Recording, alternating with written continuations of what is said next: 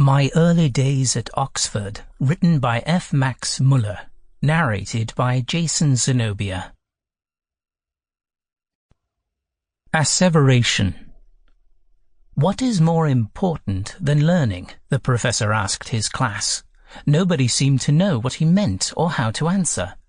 After a few seconds, the professor replied to his own query, the desire to learn. Introduction. Friedrich Max Müller is well known amongst Indian scholars and historians for his prodigious work in the 19th century, translating Sanskrit texts into German and English. He was the chief director behind the multi-volume edition of Sacred Books of the East, and produced a groundbreaking translation of Immanuel Kant's Critique of Pure Reason. One of the most surprising facts about F. Max Müller is that, despite his vast erudition on all things related to India, he never actually set foot on that most wondrous of countries. He was a thinker and not a doer in terms of actually doing field research, as he so candidly admitted in his My Autobiography. One confession I have to make, and one for which I can hardly hope for absolution, whether from my friends or from my enemies, I have never done anything. I have never been a doer, a canvasser, a wire puller, a manager, in the ordinary sense of these words. I have also shrunk from agitation, from clubs and from cliques, even from most respectable associations and societies. Many people would call me an idle, useless, an indolent man, and though I have not wasted many hours of my life, I cannot deny the charge that I have neither fought battles, nor helped to conquer new countries, nor joined any syndicate to roll up a fortune. I have been a scholar, a Stubengelehrter, and voilà tout, much as I admired Ruskin, when I saw him with his spade and wheelbarrow, encouraging and helping his undergraduate friends to make a new road from one village to another, I never myself took to digging and shoveling and carting, nor could I quite agree with him, happy as I always felt in listening to him, when he said, "What we think, or what we know, or what we believe, is, in the end, of little consequence. The only thing of consequence is what we do." My view of life has always been the very opposite. Although Müller was German and troubled by the imprecision of the English language, he succeeded at securing a prestigious professorship, first as Taylorian Professor of Modern European Languages, and finally as the first ever Professor of Comparative Philology at the University of Oxford, and spent the last 50 years of his life there. Müller died on October 28, 1900, at the age of 76. Professor Müller's literary output is so extensive that it boggles the mind to survey how much he accomplished in his lifetime. I first came upon a first edition of Müller's autobiography, A Fragment, at a second-hand bookshop in Carlsbad, California. I read it with keen interest, but was most struck by his reminiscences of his early days at Oxford. This famous institution has for centuries been rightly seen as a beacon for higher learning, and for providing us with the most comprehensive dictionary of the English language.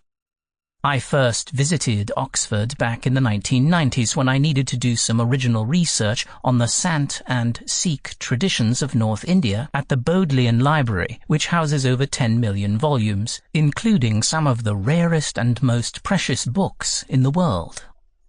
I fondly remember hearing stories about what life was like in Oxford for undergraduate and graduate students alike.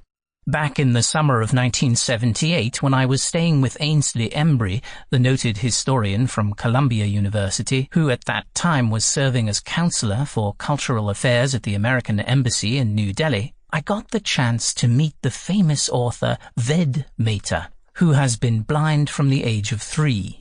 Mehta had attended Pomona College and went on to Oxford at Balliol College, focusing on modern history.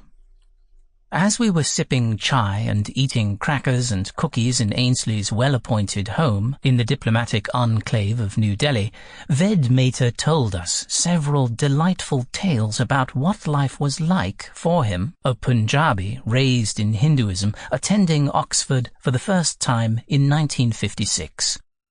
Later, Mehta would publish these and other stories in his eminently readable book, Up at Oxford, which was published in 1993 by Murray in England and W. W. Norton in America. Mehta was both mesmerized and put off by his experiences at Oxford. At first, he was overwhelmed by the high level of erudition amongst his British colleagues, but later he came to view much of their conversations as poses, reflecting both intellectual snobbery and insecurity. Yet, as Mehta acknowledges, Oxford has many faces, and what one generation experiences is different than the succeeding one. Top-notch universities only stay at the top if they are open to change. This was something Max Müller realized during his 5 decades living at Oxford. Writing nearly a century before Mehta, Max Müller astutely observes, "But Oxford changes with every generation. It is always growing old, but it is always growing young again. There was an old Oxford 400 years ago, and there was an old Oxford 50 years ago." To a man who is taking his MA degree, Oxford, as it was when he was a freshman, seems quite a thing of the past. By the public at large, no place is supposed to be so conservative, so unchanging, nay, so stubborn in resisting new ideas as Oxford. And yet, people who knew it 40 or 50 years ago, like myself, find it now so changed that when they look back, they can hardly believe it is the same place. Much of Müller's academic remembrances of his days in England focus on his numerous publications and his interactions with Oxford University Press. He has the utmost praise for the printers and the fine work they have done for him over the years. I can only underline what Müller states about the press, having just finished a publishing contract with Oxford myself, and witnessing first-hand their exacting high standards of scholarship. As Müller recalls, "I must say that the printing at the University Press was and is excellent, far better than anything I had known in Germany. In providing copy for a work of 6 volumes, each of about 1,000 pages, it was but natural that lapsus calami should occur from time to time. What surprised me was that several of these were corrected in the proof sheets sent to me. At last I asked whether there was any Sanskrit scholar at Oxford who revised my proof sheets before they were returned. I was told there was not, but that the queries were made by the printer himself. That printer was an extraordinary man." Müller and his work is not without controversy, since he has been criticized in some quarters for his anti-Christian views, even though he remained a Lutheran, and for not accepting Charles Darwin's evolutionary theory concerning how human language may have emerged from the articulated sounds of animals. Nevertheless, Müller has also been widely praised and cited for introducing vast numbers of people around the world to the religious wisdom of Hinduism and Buddhism by his diligent work in translating their sacred writings into English. Here at the MSAC Philosophy Group, we felt it would be valuable to take a selection from Müller's autobiography, which focuses on his early days at the University of Oxford, and publish it as a separate volume. It is a delightfully engaging read, and I think it serves a nice introduction to the life and work of this most productive of Indian scholars. I have chosen not to alter Müller's words, even though many of his spellings are now antiquated. The context is clear enough that I don't think readers in the 21st century will be lost or thrown off track by 19th century English. David Christopher Lane, Mount Antonio College. Arrival in England. While working in Paris, I constantly felt the want of some essential manuscripts which were at the library of the East India Company in London, and my desire to visit England consequently grew stronger and stronger. But I had not the wherewithal to pay for the journey, much less for a stay of even a fortnight in London. At last, June 1846, I thought that I had scraped together enough to warrant my starting. At that time I had never seen the sea, and I was very desirous of doing so. I well remember my unbounded rapture at my first sight of the silver stream, and like Xenophon's Greeks, I could have shouted, "Theta lata, theta lata." Once on board, my rapture soon collapsed, and was succeeded by that well-known feeling of misery which I have so frequently experienced since then, and I huddled myself up in a corner of the deck.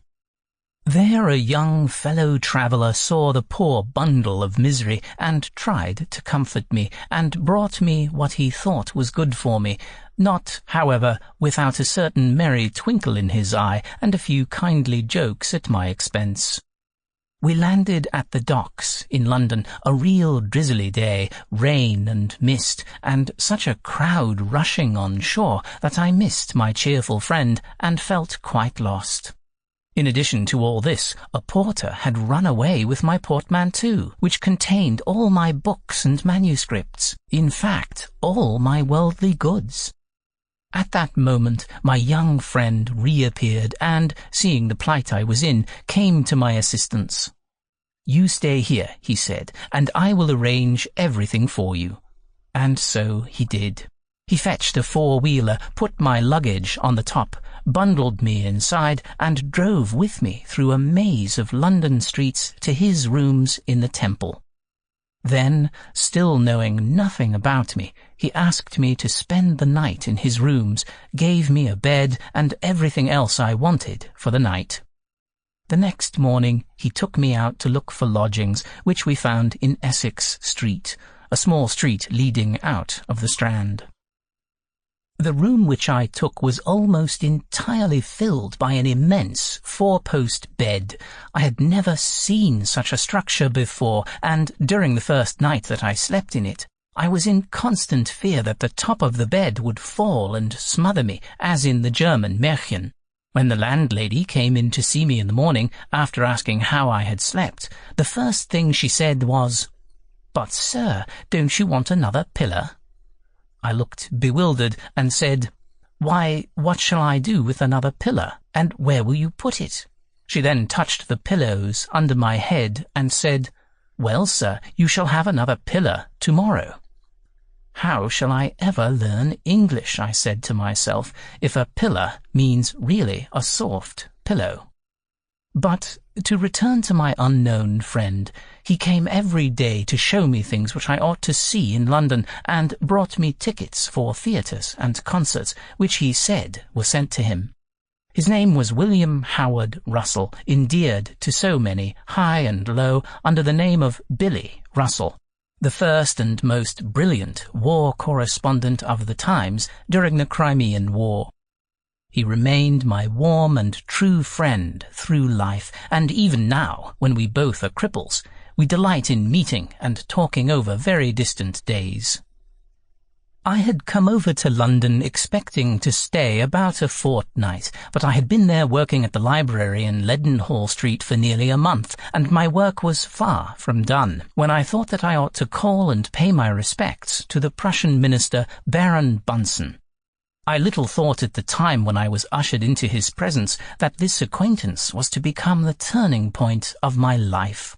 If I owed much to Burnouf, how can I tell what I owed to Bunson? I was amazed at the kindness with which from the very first he received me. I had no claim whatever on him, and I had as yet done very little as a scholar.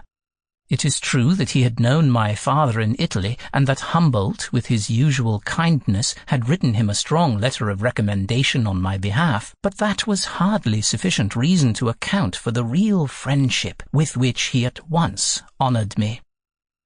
Baroness Bunson, in the life of her husband, writes, The kindred mind, their sympathy of heart, the unity in highest aspirations, a congeniality in principles, a fellowship in the pursuit of favourite objects which attracted and bound Bunson to his young friend, i.e. myself, rendered this connection one of the happiest of his life. I am proud to think it was so.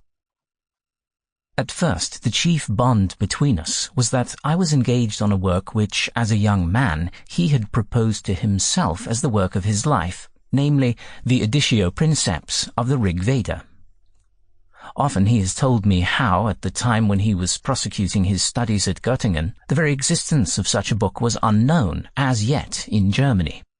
The name of Veda had no doubt been known, and there was a halo of mystery about it as the oldest book of the world. But what it was and where it was to be found, no one could tell. Mr. Astor, a pupil of Bunson's at Göttingen, had arranged to take Bunson to India to carry on his researches there, but Bunson waited and waited in Italy, till at last, after maintaining himself by giving private lessons, he went to Rome, was taken up by Brands, and Niebuhr, the Prussian ambassador there, became the friend of the future Friedrich William IV, and thus gradually drifted into diplomacy, giving up all hopes of discovering or rescuing the Rigveda. People have hardly any idea now how, in spite of the East India Company conquering and governing India, India itself remained a terra incognita, unapproachable by the students of England and of Europe. That there were literary treasures to be discovered in India, that the Brahmins were the depositaries of ancient wisdom, was known through the labours of some of the most eminent servants of the East India Company. It had been known even before, through the interesting communications of Roman Catholic missionaries in India, that the manuscripts themselves, at least those of the Veda, were not forthcoming. Even as late as the time of Sir W. Jones, Colebrook, and Professor Wilson, the Brahmins were most unwilling to part with manuscripts of the Veda, except the Upanishads. Professor Wilson told me that once, when examining the library of a native Raja, he came across some manuscripts of the Rigveda and began turning them over. But I observed, he said, the ominous and threatening looks of some of the Brahmins present, and thought it wiser to beat a retreat. Dr. Mill had known of a gentleman who had a very sacred hymn of the Veda, the Gayatri, printed at Calcutta. The Brahmins were furious at this profanation, and when the gentleman died soon after, they looked upon his premature death as the vengeance of the offended gods. Colebrook, however, was allowed to possess himself of several most valuable Vedic manuscripts, and he found Brahmins quite ready to read with him not only the classical texts, but also portions of the Veda. They do not even, he writes, conceal from us the most sacred texts of the Veda. His own essays on the Veda appeared in the Asiatic Researches as early as 1801, but people went on dreaming about the Veda instead of reading Colebrook's essays. It was curious, however, that at the time when I prepared my edition of the Rigveda, Vedic scholarship was at a very low ebb in Bengal itself, and there were few Brahmins there who knew the whole of the Rigveda by heart, as they still did in the south of India. Manuscripts were never considered in India as of very high authority. They were always overruled by the oral traditions of certain schools. However, such manuscripts, good and bad, but mostly bad, existed, and after a time some of them reached England, France, and even Germany. Portions of those in Berlin and Paris I had copied and collated so that I could show Bunson the very book which he had been in search of in his youth. This opened his heart to me as well as the doors of his house. I am glad, he said, to have lived to see the Veda. Whatever you want, let me know.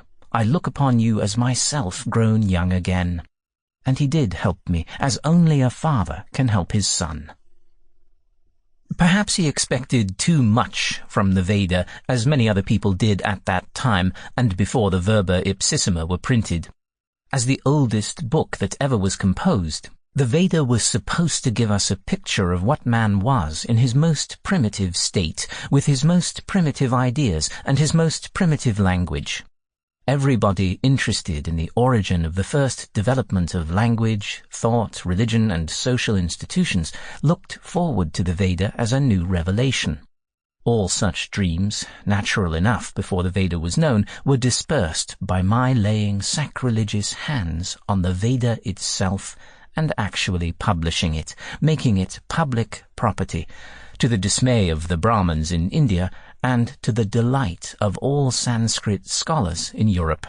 The learned essays of Colebrook in India and the extracts published by Rosen, the Oriental librarian of the British Museum, might indeed have taught people that the Veda was not a book without any antecedents, that it would not tell us the secrets of Adam and Eve, or of Deucalion or Pyrrha.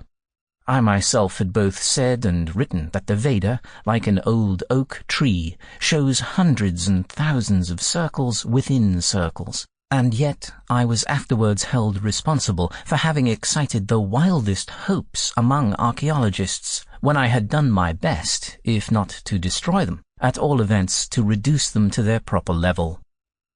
Schelling seemed quite disappointed when I showed him some of the translations of the hymns of the Rigveda, and Bunson, who was still under Schelling's influence, had evidently expected a great many more of such philosophical hymns as the famous one beginning, "There was not naught, nor was there aught at that time." To the scholar, no doubt, the Veda remained and always will remain the oldest of real books. That has been preserved to us in an almost miraculous way. By book, however, as I often explained, I mean a book divided into chapters and verses, having a beginning and an end, and handed down to us in an alphabetic form of writing. China may have possessed older books in a half-phonetic, half-symbolic writing. Egypt certainly possessed older hieroglyphic inscriptions and papyri. Babylon had its cuneiform monuments, and certain portions of the Old Testament may have existed in a written form at the time of Josiah, when Hilkiah, the high priest, found the law book in the sanctuary. 2 Kings, chapter 22, verse 8. But the Veda, with its 10 books or mandalas, its 1017 hymns or suktas, with every consonant and vowel and accent plainly written, was a different thing. It may safely be called a book. No doubt it existed for a long time, as it does even at present in oral tradition, but as it was in tradition, so it was when reduced to writing, and in either form I doubt whether any other real book can rival it in antiquity. More important, however, than the purely chronological antiquity of the book is the antiquity or primitiveness of the thoughts which it contains. If the people of the Veda did not turn out to be quite such savages as was hoped and expected, they nevertheless disclosed to us a layer of thought which can be explored nowhere else. The Vedic poets were not ashamed of exposing their fear that the sun might tumble down from the sky, and there are no other poets, as far as I know, who still trembled at the same not quite unnatural thought. Nor do I find even savages who still wonder and express their surprise that black cows should produce white milk. Is not that childish enough for any ancient or modern savage? Mere chronology is here of as little avail as with modern savages, whose customs and beliefs, though known as but of yesterday, are represented to us as older than the Veda, older than the Babylonian cylinders, older than anything written. When certain modern savages recognize the relationship of paternity, maternity, and consanguinity, this is called very ancient. If they admit traditional restrictions as to marriage, food, the treatment of the dead, nay, even a life to come, this too, no doubt, may be very old, but it may be of yesterday also. There are even quite new gods, whose genesis has been watched by living missionaries.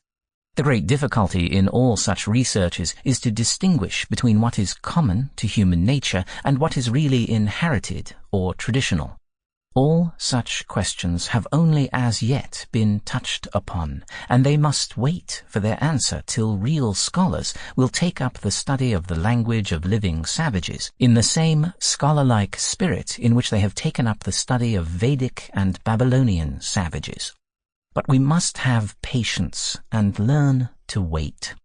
It has been a favorite idea among anthropologists that the savage races inhabiting parts of India give us a correct idea of what the Aryans of India were before they were civilized. It may safely be said of this, as of other mere ideas, that it may be true, but that there is no evidence to show that it is true.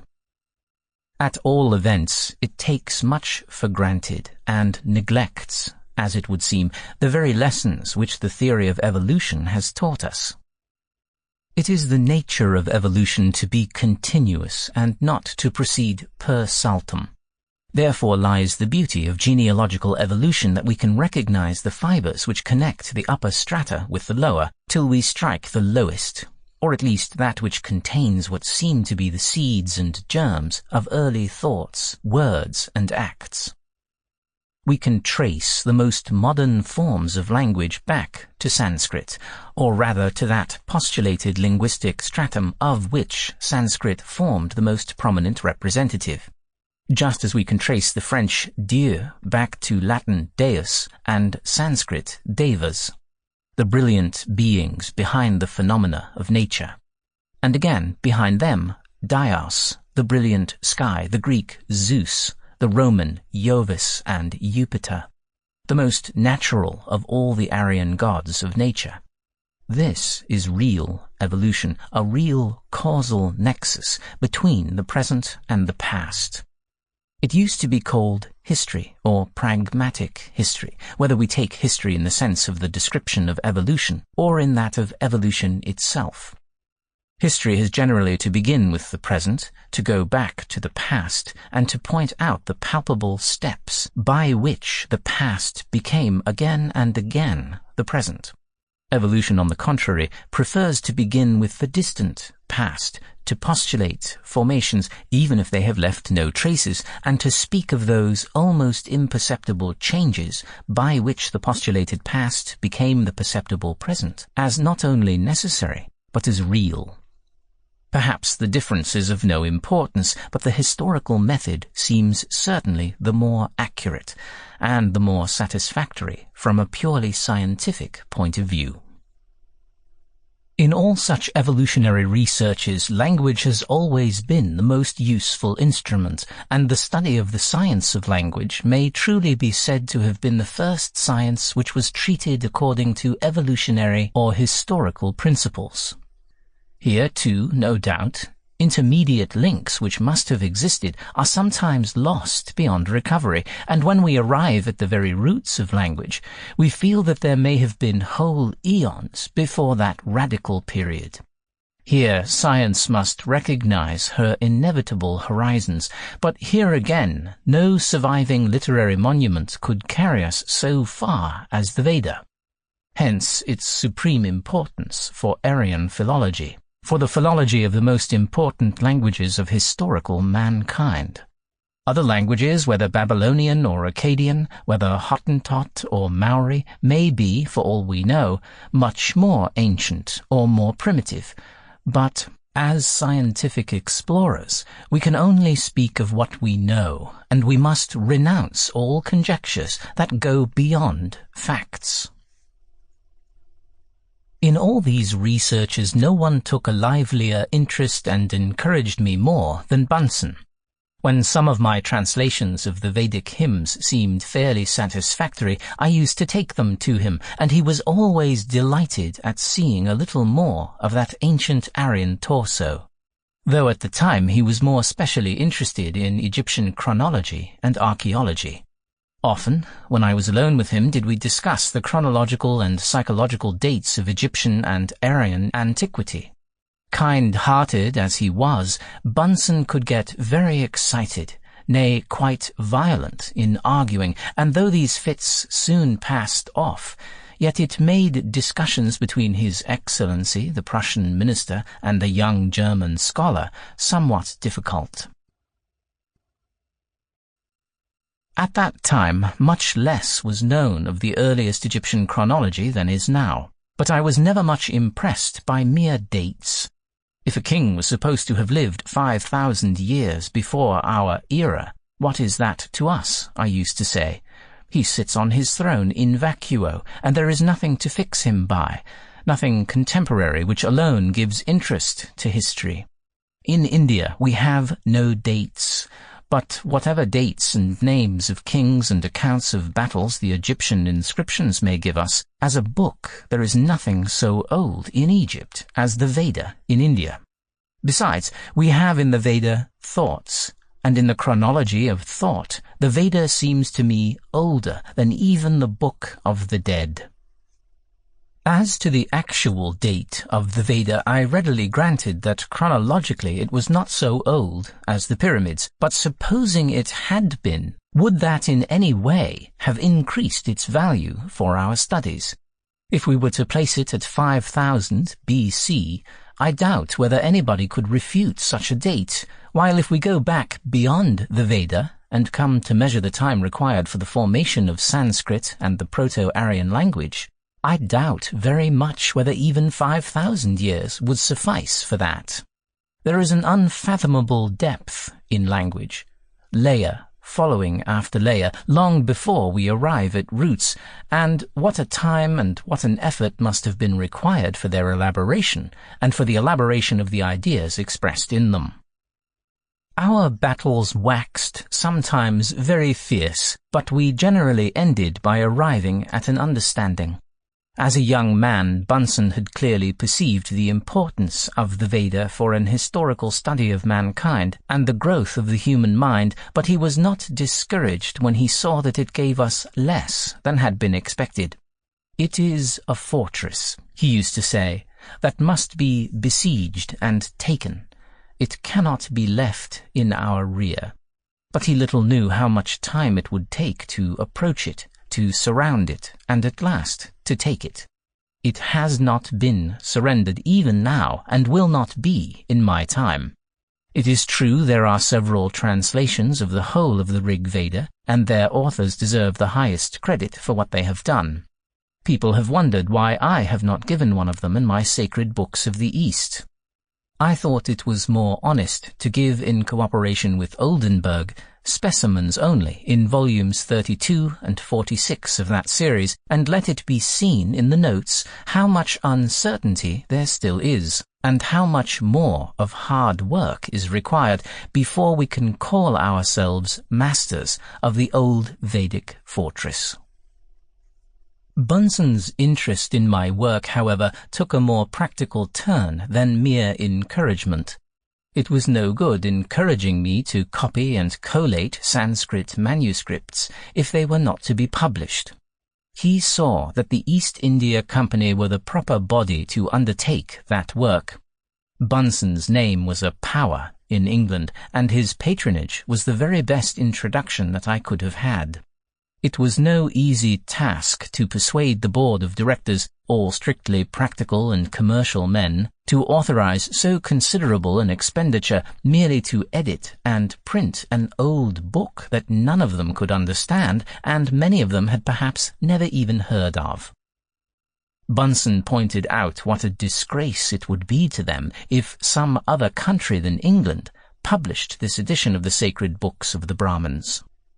Professor Wilson, librarian of the company, also gave my project his support, and at last, not quite a year after my arrival in England, after a long struggle and many fears of failure, it was settled that the East India Company were to bear the cost of printing the Veda, and were, meanwhile, to enable me to stay in London and prepare my work for press. I had already been working 5 years, copying and collating, and my first volume of the Rigveda was progressing, but it was only when all was settled that I realized how much there was still to do, and that I should have very hard work indeed before the printing could begin. I must enter into some details to show the real difficulties I had to face. I felt convinced that the first thing to do was to publish a correct text of the Rigveda. That was not so difficult, though it brought me the greatest kudos. The manuscripts were very correct, and the text could easily be restored by comparing the Pada and Sanhita texts, i.e. the text in which every word was separated, and the text in which the words were united according to the rules of Santi. Anybody might have done that, yet this, as I said, was the part of my work for which I have received the greatest praise. When my edition of the Rigveda containing text and commentary was nearly finished, another scholar, who had assisted me in my work and who had always had the use of my manuscripts, my indices, in fact of the whole of my apparatus criticus, published a transcript of the text in Latin letters, and thus anticipated part of the last volume of my edition. His friends, who were perhaps not mine, seemed delighted to call him the first editor of the Rigveda, though they ceased to do so when they discovered misprints or mistakes of my own edition repeated in his. He himself was far above such tactics. He knew, and they knew perfectly well, that, whatever the vulgus profanum may think, my real work was the critical edition of Sayana's commentary on the Rigveda. I had determined that this also should be edited according to the strictest rules of criticism. I knew what an amount of labor that would involve, but I refused to yield to the pressure of my colleagues to proceed more quickly, but less critically. Sayana quotes a number of Sanskrit works which, at the time when I began my edition, had not yet been edited. Such were the Nirukta, the glossary of the Rigveda, the Aitareya Brahmana, a very old explanation of the Vedic sacrifice, the Asvalayana Sutras on the ceremonial, and sundry works of the same character. Sayana generally alludes very briefly only to these works and presupposes that they are known to us, so that a short reference would suffice for his purposes. To find such references and to understand them required, however, not only that I should copy these works, which I did, but that I should make indices and thus be able to find the place of the passages to which he alluded. This I did also, but over and over again was I stopped by some short enigmatical reference to Panini's grammar or Yaska's glossary, which I could not identify. All these references are now added to my edition, and those who will look them up in the originals will see what kind of work it was which I had to do before a single line of my edition could be printed. How often was I in perfect despair because there was some allusion in Sayana which I could not make out, and which no other Sanskrit scholar, not even Burnouf or Wilson, could help me to clear up. It often took me whole days, nay, weeks, before I saw the light. A good deal of the commentary was easy enough. It was like marching on the high road, when suddenly there rises a fortress that has to be taken before any further advance is to be thought of. In the purely mechanical part, other men could and did help me. But whenever any real difficulty arose, I had to face it by myself. Though after a time I gladly acknowledged that here, too, their advice was often valuable to me. In fact, I found, and all my assistants seem to have found out the same, that if they were useful to me, the work they did for me was useful to them, and I am proud to say that nearly all of them have afterwards risen to great prominence in Sanskrit scholarship. From time to time, I also worked at interpreting and translating some of the Vedic hymns, though I had always hoped that this part of the work would be taken up by other scholars. Bunson was also my social sponsor in London, and my first peeps into English society were at the Prussian legation. He often invited me to his breakfast and dinner parties, and when I saw for the first time the magnificent rooms crowded with ministers and dukes and bishops, and with ladies in their grandest dresses, I was as in a dream, and felt as if I had been lifted into another world. Men were pointed out to me such as Sir Robert Peel, the Duke of Wellington, Van der Weyer, the Belgian minister, Thirlwall, Bishop of St. David's and author of the History of Greece, Archdeacon Hare, Frederick Morris, and many more whom I did not know then, though I came to know several of them afterwards. Anybody who had anything of his own to produce was welcome in Bunson's house, and among the men whom I remember meeting at his breakfast parties were Rawlinson, Layard, Hodgson, Birch, and many more. Those breakfast parties were then quite a new institution to me, and it is curious how entirely they have gone out of fashion, though Sir Harry Inglis, member for Oxford, Gladstone, member for Oxford, Monckton Milnes, afterwards Lord Houghton, kept them up to the last, while in Oxford they survived perhaps longer than anywhere else. They had one great advantage. People came to them quite fresh in the morning, but they broke too much into the day, particularly when, as at Oxford, they ended with beer, champagne, and cigars, as was sometimes the case in undergraduates' rooms. How I was able to swim in that new stream I can hardly understand even now. I had been quite unaccustomed to this kind of society and was ignorant of its simplest rules. Bunson, however, was never put out by my gaucheries, but gave me friendly hints in feeling my way through what seemed to me a perfect labyrinth. He told me that I had offended people by not returning their calls, or not leaving a card after having dined with them, paying the so-called digestion visit to them. How should I know? Nobody had ever told me, and I thought it obtrusive to call. Nor did I know that in England, to touch fish with a knife, or to help yourself to potatoes with a fork, was as fatal as to drop or put in an H. Nor did I ever understand why to cut crisp pastry on your plate with a knife was worse manners than to divide it with a fork, often scattering it over your plate and possibly over the tablecloth. I must confess also that fish knives always seemed to me more civilized than forks in dividing fish, but fish knives did not exist when I first came to England. The really interesting side of all this is to watch how customs change, come in and go out, and by what a slow and imperceptible process they are discarded. Let us hope it is by the survival of the fittest.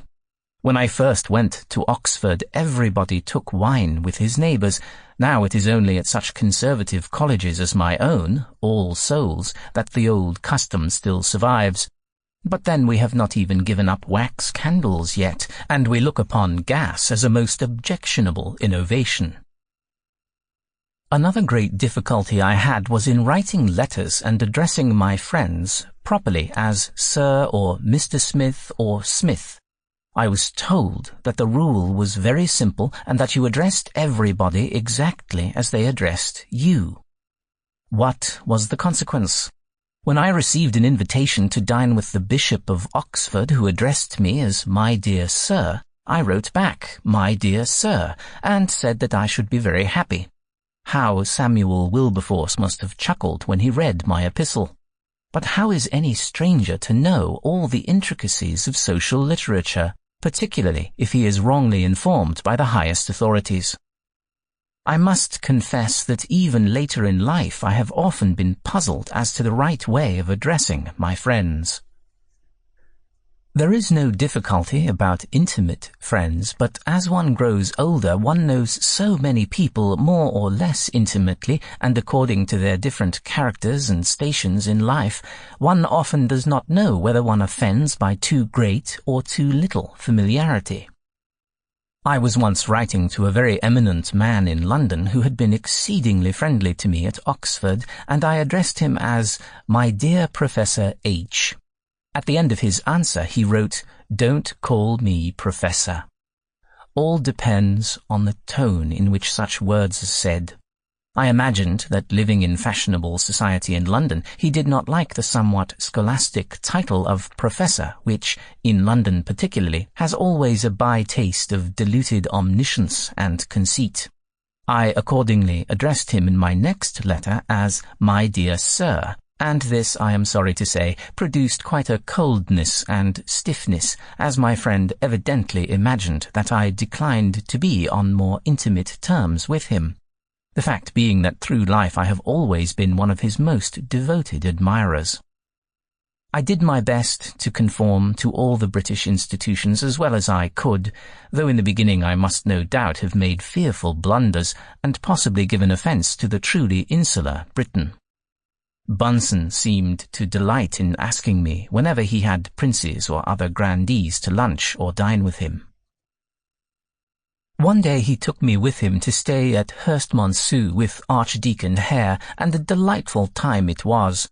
There were books in every room, on the staircase and in every corner of the house, and the Archdeacon knew every one of them, and as soon as a book was mentioned, he went and fetched it.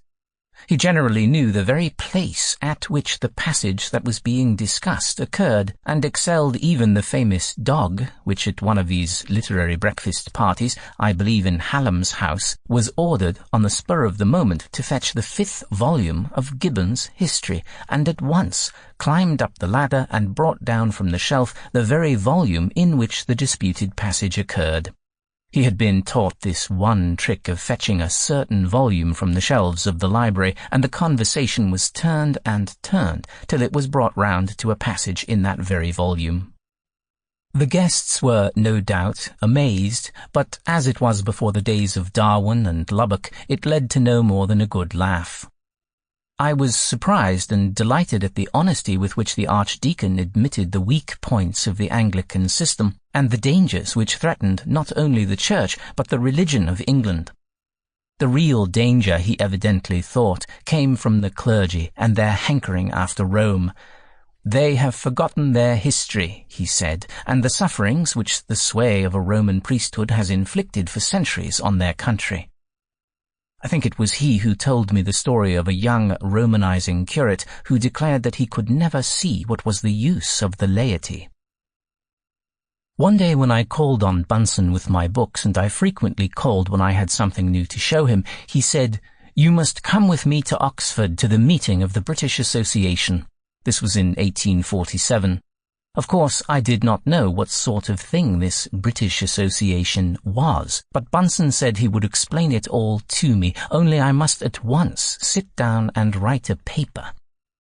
He, Bunson, was to read a paper on the results of the recent Egyptian researches in reference to Asiatic and African ethnology and the classification of languages, and he wanted Dr. Karl Meyer and myself to support him, the former with a paper on Celtic philology and myself with a paper on the Aryan and Aboriginal languages of India.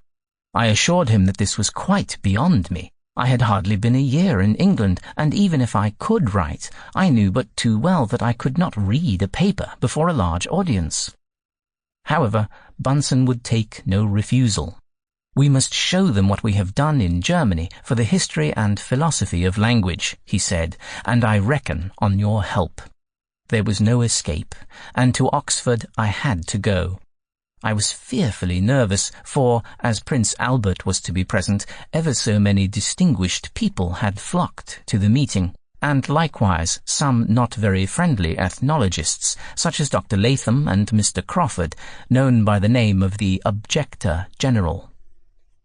Our section was presided over by the famous Dr. Pritchard, the author of that classical work, Researches into the Physical History of Mankind, in 5 volumes, and it was he who protected me most chivalrously against the somewhat frivolous objections of certain members, who were not over-friendly towards Prince Albert, Chevalier Bunson, and all that was called German in scholarship. All, however, went off well. Bunson's speech was most successful, and it is a pity that it should be buried in the Transactions of the British Association for 1847. At that time it was considered a great honour that his speech should appear there in extenso. When Bunson declared that he would not give it unless Dr. Meyer's paper and my own were published in the Transactions at the same time, there was renewed opposition.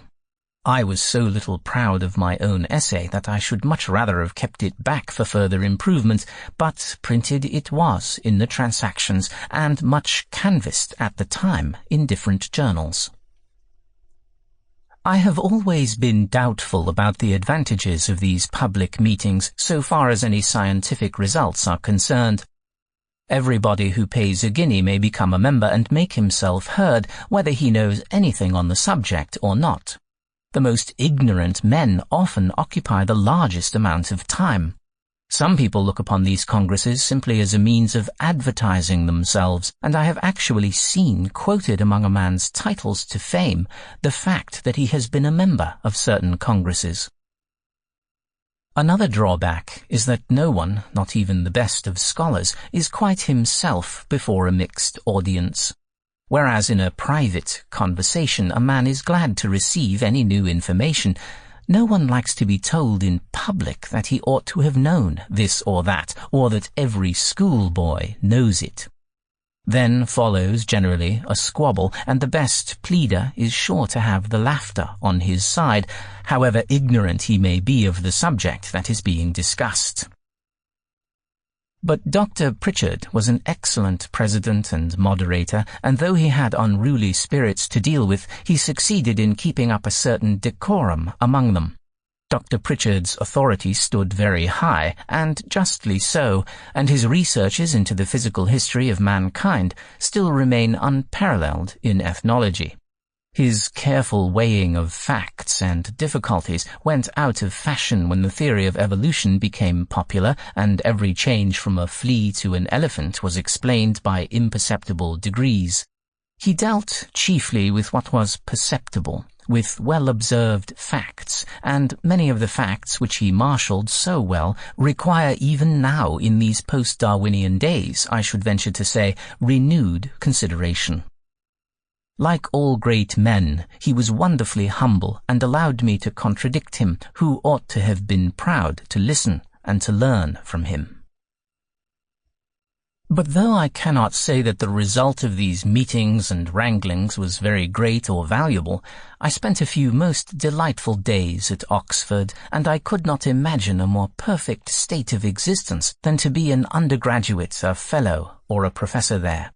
A kind of silent love sprang up in my heart, though I hardly confessed it to myself, much less to the object of my affections.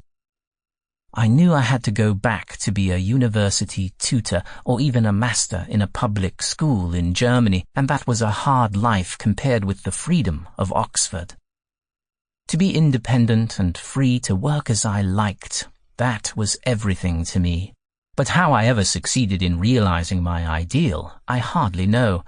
At that time I saw nothing but a life of drudgery and severe struggle before me, but I did not allow myself to dwell on it. I simply worked on, without looking either right or left, behind or before. While at Oxford on this, my first flying visit, I had a room in University College, the very college in which my son was hereafter to be an undergraduate. My host was Dr. Plumptre, the master of the college, a tall, stiff, and to my mind, very imposing person. He was then Vice-Chancellor, and I believe I never saw him except in his cap and gown and with two beadles walking before him, the one with a gold and the other with a silver poker in his hands. We have no Esquire beadles any longer. All the professors too, and even the undergraduates, dressed in their medieval academic costume, looked to me very grand, and so different from the German students at Leipzig or still more at Jena, walking about the streets in pink cotton trousers and dressing gowns. It seemed to me quite a different world, and I made new discoveries every day.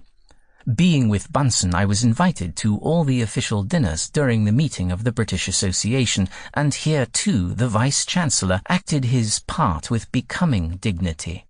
He never unbent. He never indulged in a joke or joined in the laughter of his neighbours. When I remarked on his immovable features, I was told that he slept in starched sheets, and I believed it.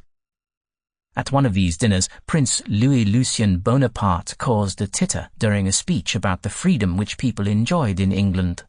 In France, he said, with all the declamations about liberté, égalité, fraternité, there is very little freedom, and with all the trees of liberté which are being planted along the boulevards, there is very little of real liberty to be found there.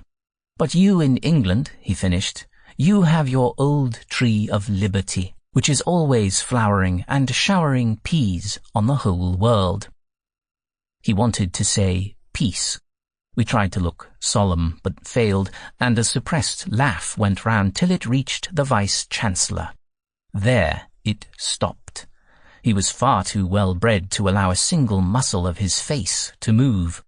"He throws a cold blanket on everything," my neighbour said, and my knowledge of English was still so imperfect that I accepted many of these metaphorical remarks in their literal sense, and became more and more puzzled about my host. It was evidently a pleasure to my friends to see how easily I was taken in. On the walls of the houses at Oxford I saw the letters F.P. about 10 feet from the ground. Of course it was meant for the fire plug, but I was told that it marked the height of the Vice-Chancellor, whose name was Frederick Plumptre. My visit to Oxford was over all too soon, and I returned to London to toil away at my Sanskrit manuscripts in the little room that had been assigned to me in the old East India House in Leadenhall Street. That building, too, in which the reins of the mighty empire of India were held, mostly by the hands of merchants, has vanished, and the place of it knoweth it no more. However, I thought little of India. I only thought of the library at the East India House, a real El Dorado for an eager Sanskrit student who had never seen such treasures before. I saw little else there. I only remember seeing Tipu Sahib's tiger, which held an English soldier in his claws, and was regularly wound up for the benefit of visitors, and then uttered a loud squeak, enough to disturb even the most absorbed of students. I felt quite dazed by all the books and manuscripts placed at my disposal, and revelled in them every day till it became dark, and I had to walk home through Ludgate Hill, Cheapside, and the Strand, generally carrying ever so many books and papers under my arms. I knew nobody in the city, and no one knew me. And what did I care for the world, as long as I had my beloved manuscripts? In March 1848 I had to go over to Paris to finish up some work there, and just came in for the revolution. From my windows I had a fine view of all that was going on. I well remember the pandemonium in the streets, the aspect of the savage mob, the wanton firing of shots at quiet spectators, the hoisting of Louis Philippe's nankeen trousers on the flagstaff of the Tuileries. When bullets began to come through my windows, I thought it time to be off while it was still possible. Then came the question of how to get my box full of precious manuscripts and such belonging to the East India Company to the train. The only railway open was the line to Havre, which had been broken up close to the station, but further on was intact, and in order to get there we had to climb 3 barricades. I offered my concierge 5 francs to carry my box, but his wife would not hear of his risking his life in the streets. 10 francs, the same result. But at the sight of a louis d'or, she changed her mind, and with an "Allez, mon ami, allez toujours," dispatched her husband on his perilous expedition. Arrived in London, I went straight to the Prussian legation and was the first to give Bunson the news of Louis Philippe's flight from Paris. Bunson took me off to see Lord Palmerston, and I was able to show him a bullet that I had picked up in my room as evidence of the bloody scenes that had been enacted in Paris.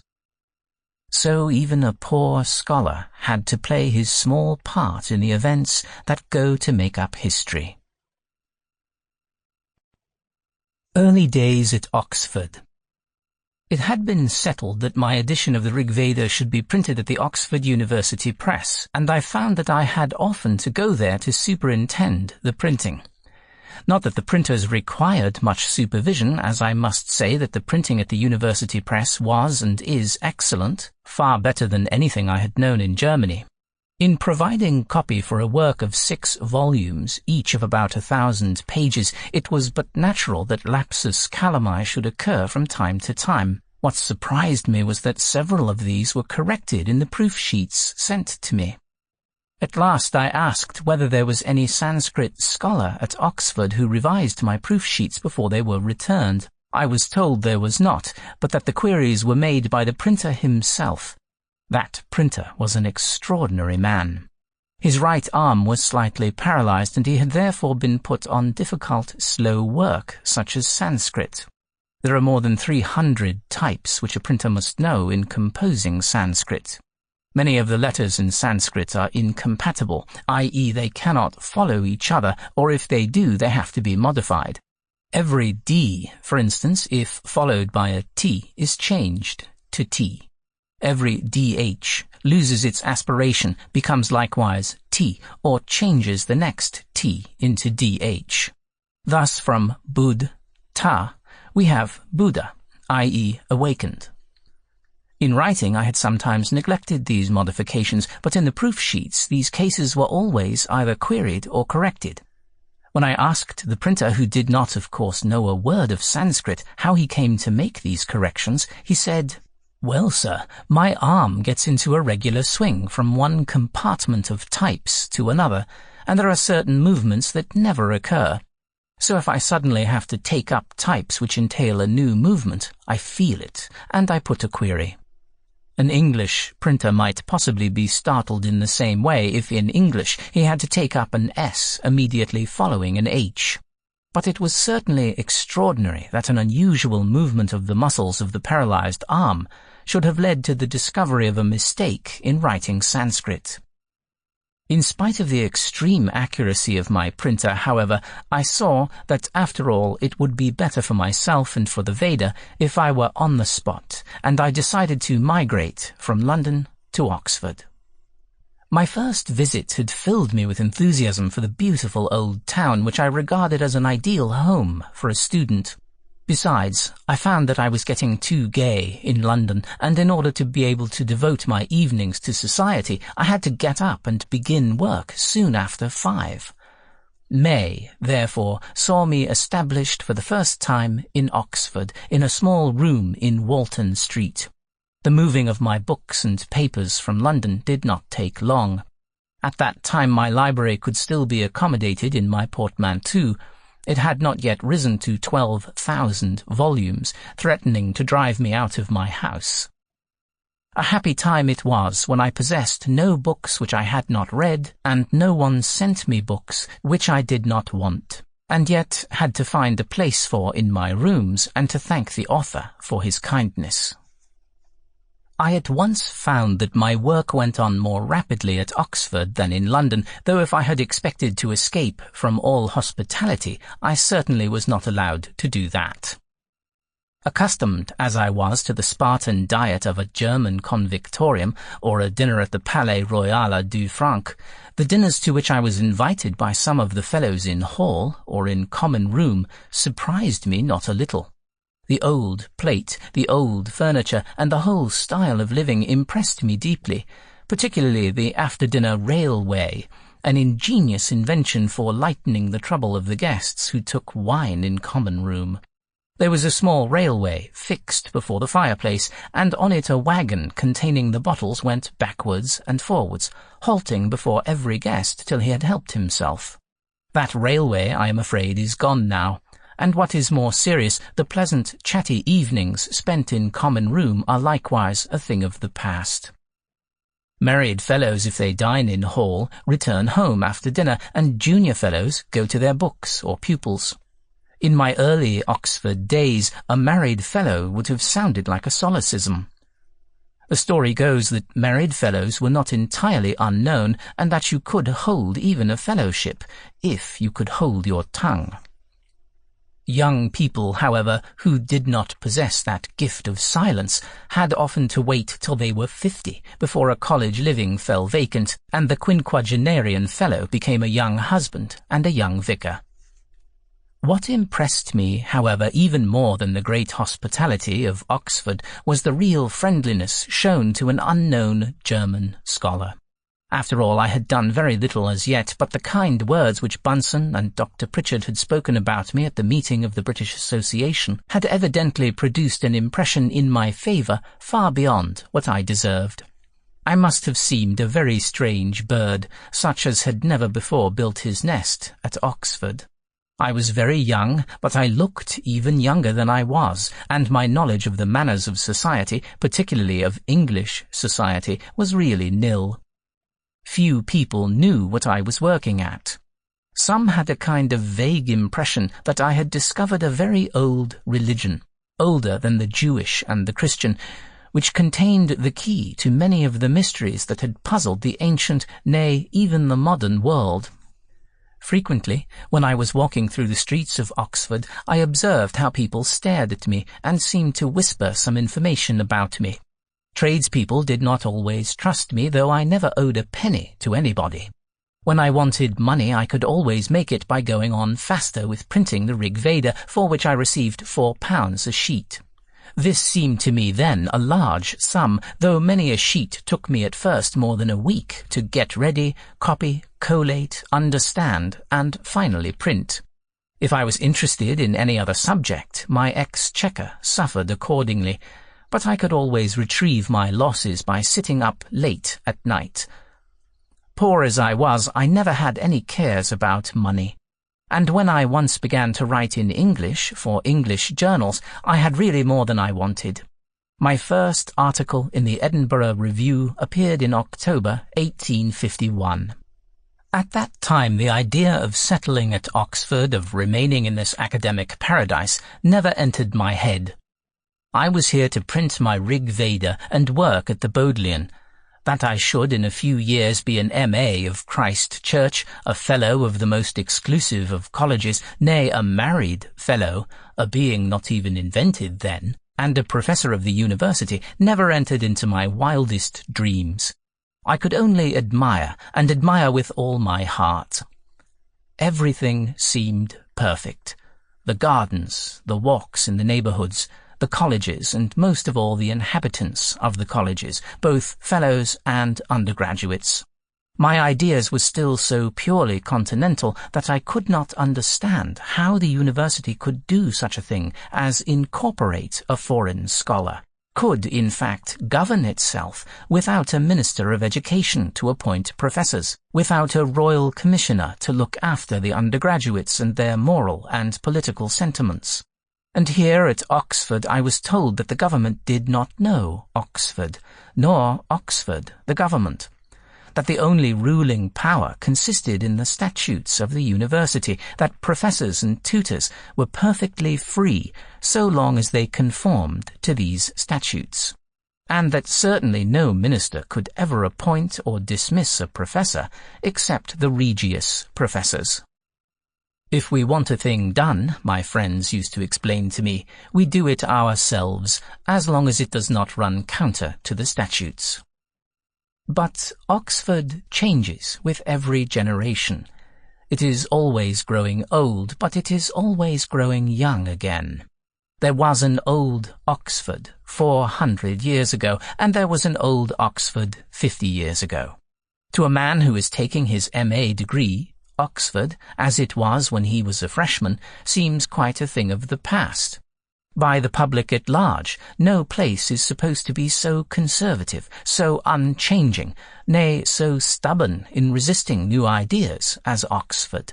And yet, people who knew it 40 or 50 years ago, like myself, find it now so changed that, when they look back, they can hardly believe it is the same place.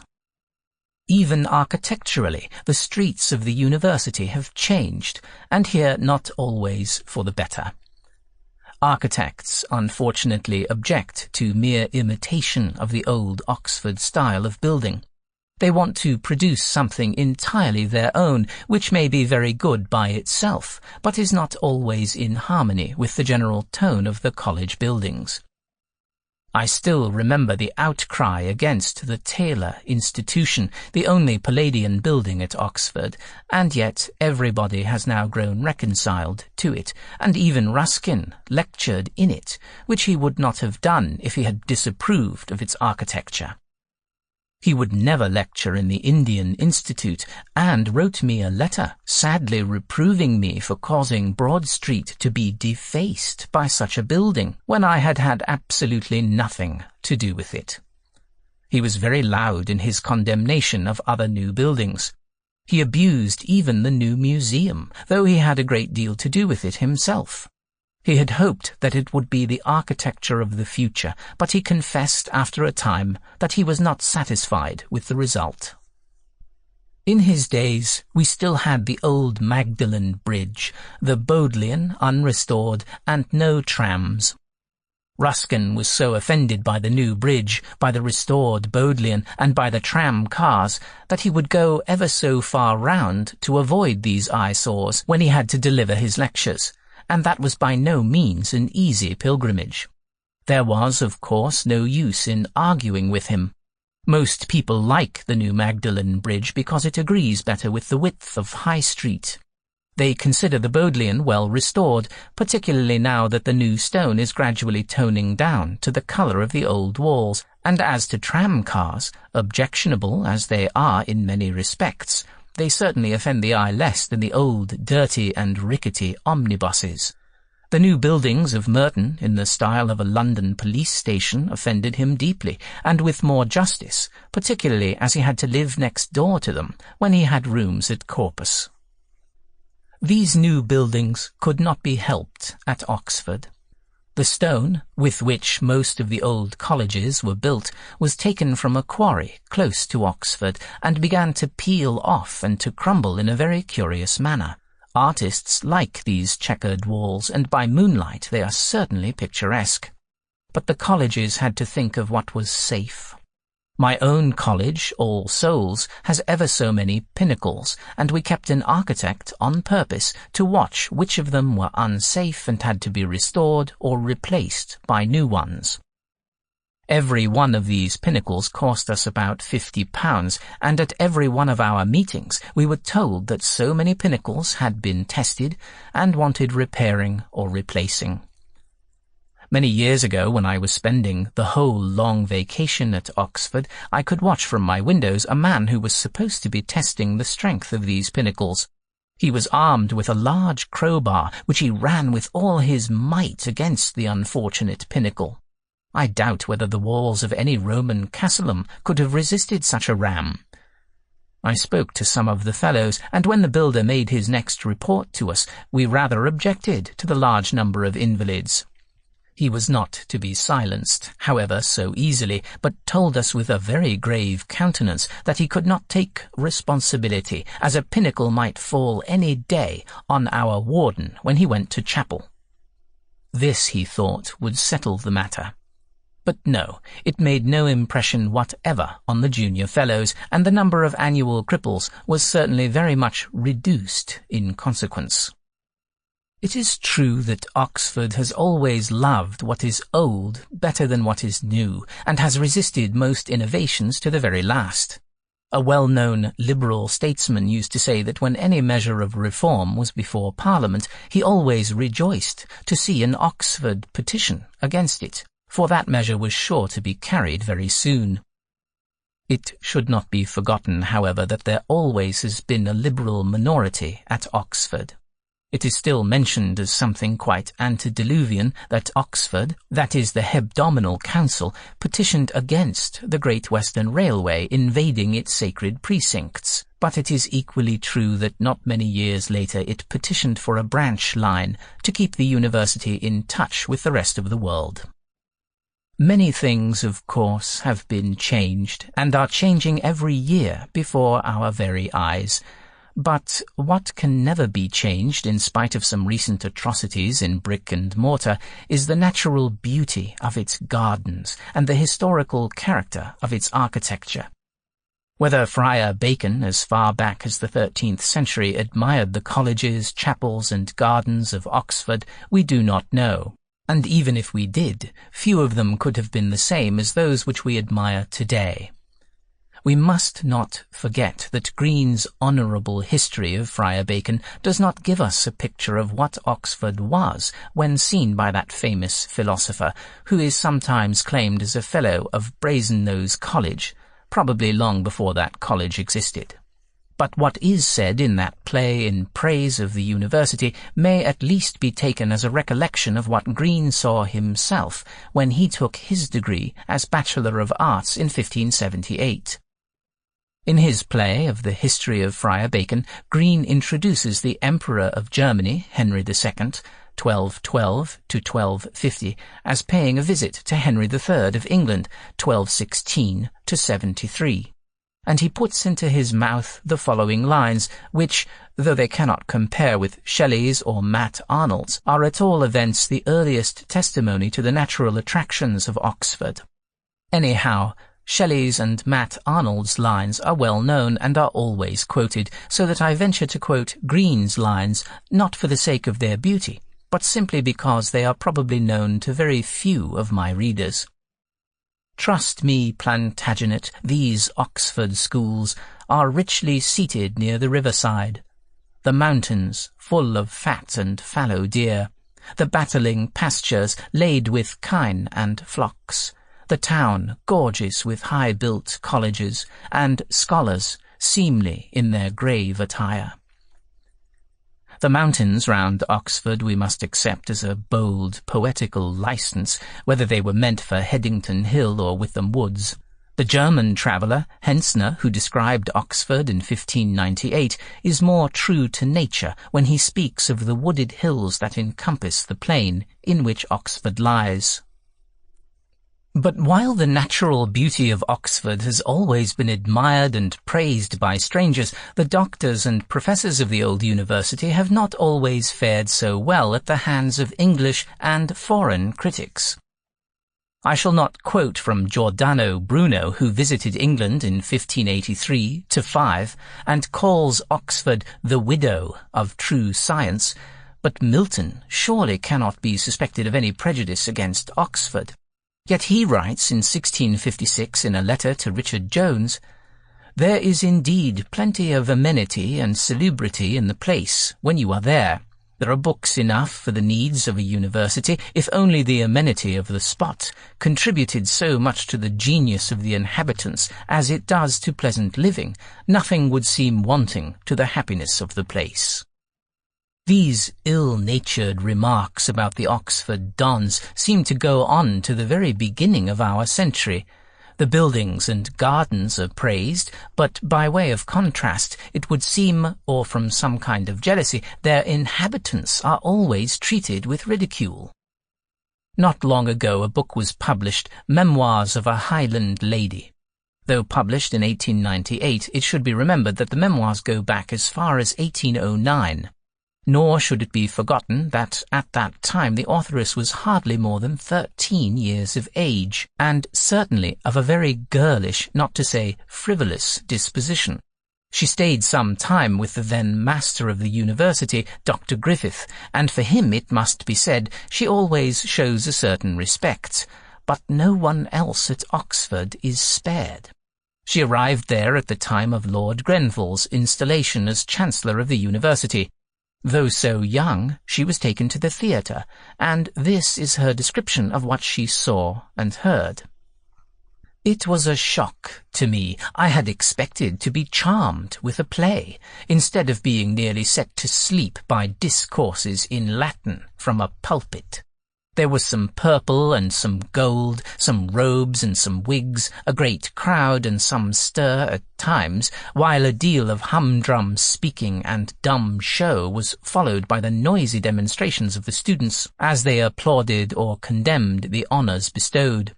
But in the main, I tired of the heat and the mob and the worry of these mornings, and so, depend upon it, did poor Lord Grenville, who sat up in the chair of state among the dignitaries like the Grand Lama in his temple, guarded by his priests. One thing only she was delighted with, that was the singing of Catalani at one of the concerts. Yet even here she cannot repress her remark that she sang "Gott save the King."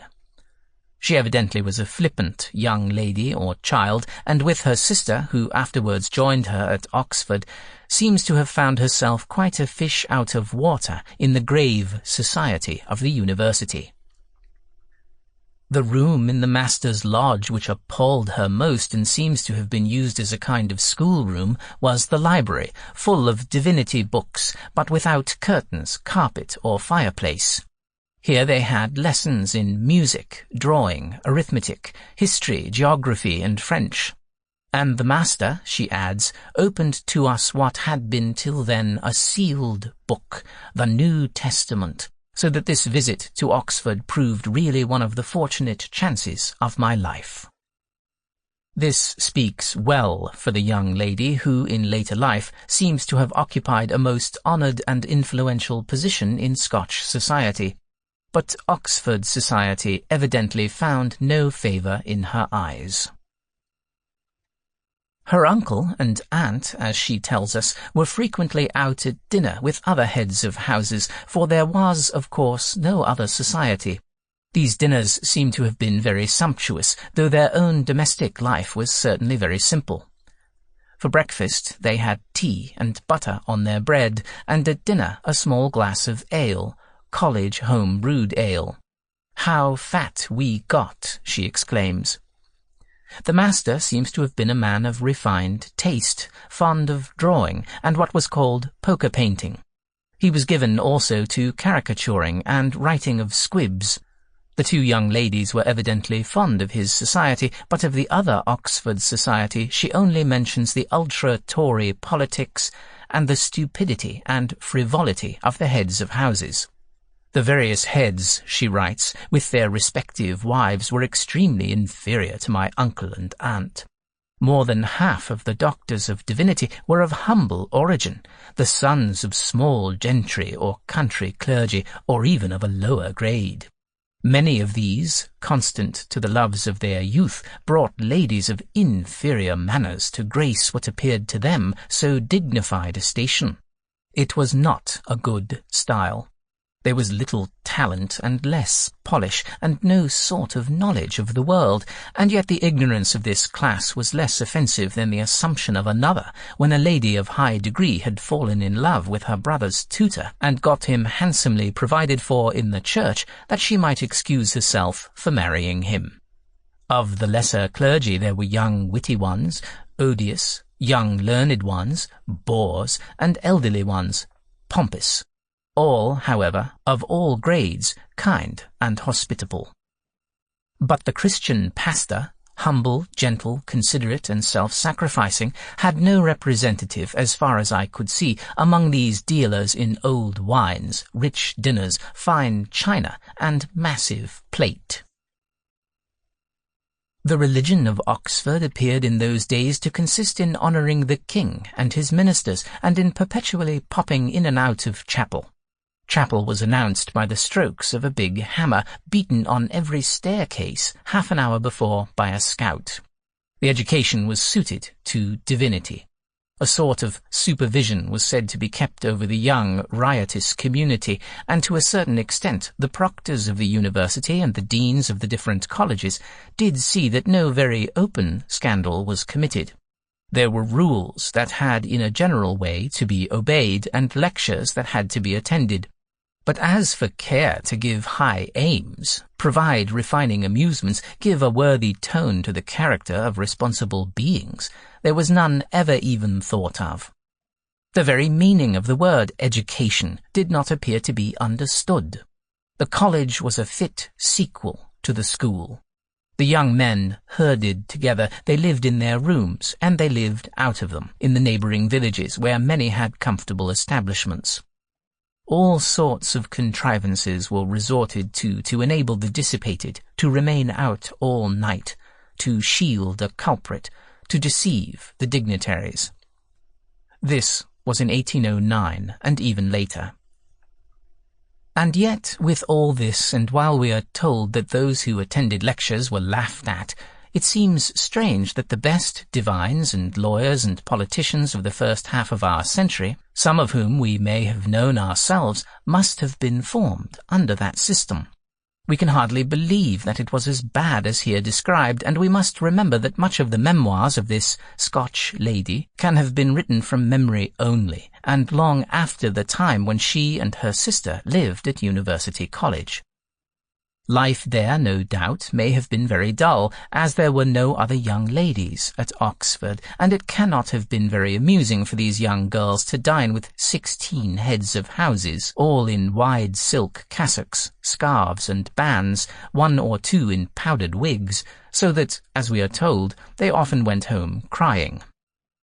All intercourse with the young men was strictly forbidden, though it seems to have been not altogether impossible to communicate from the garden of the master's lodge with the young men bending out of the college windows or climbing down to the gardens.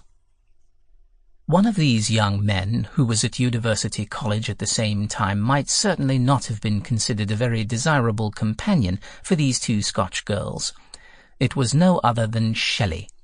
What they say of him does not tell us much that is new, yet it deserves to be repeated.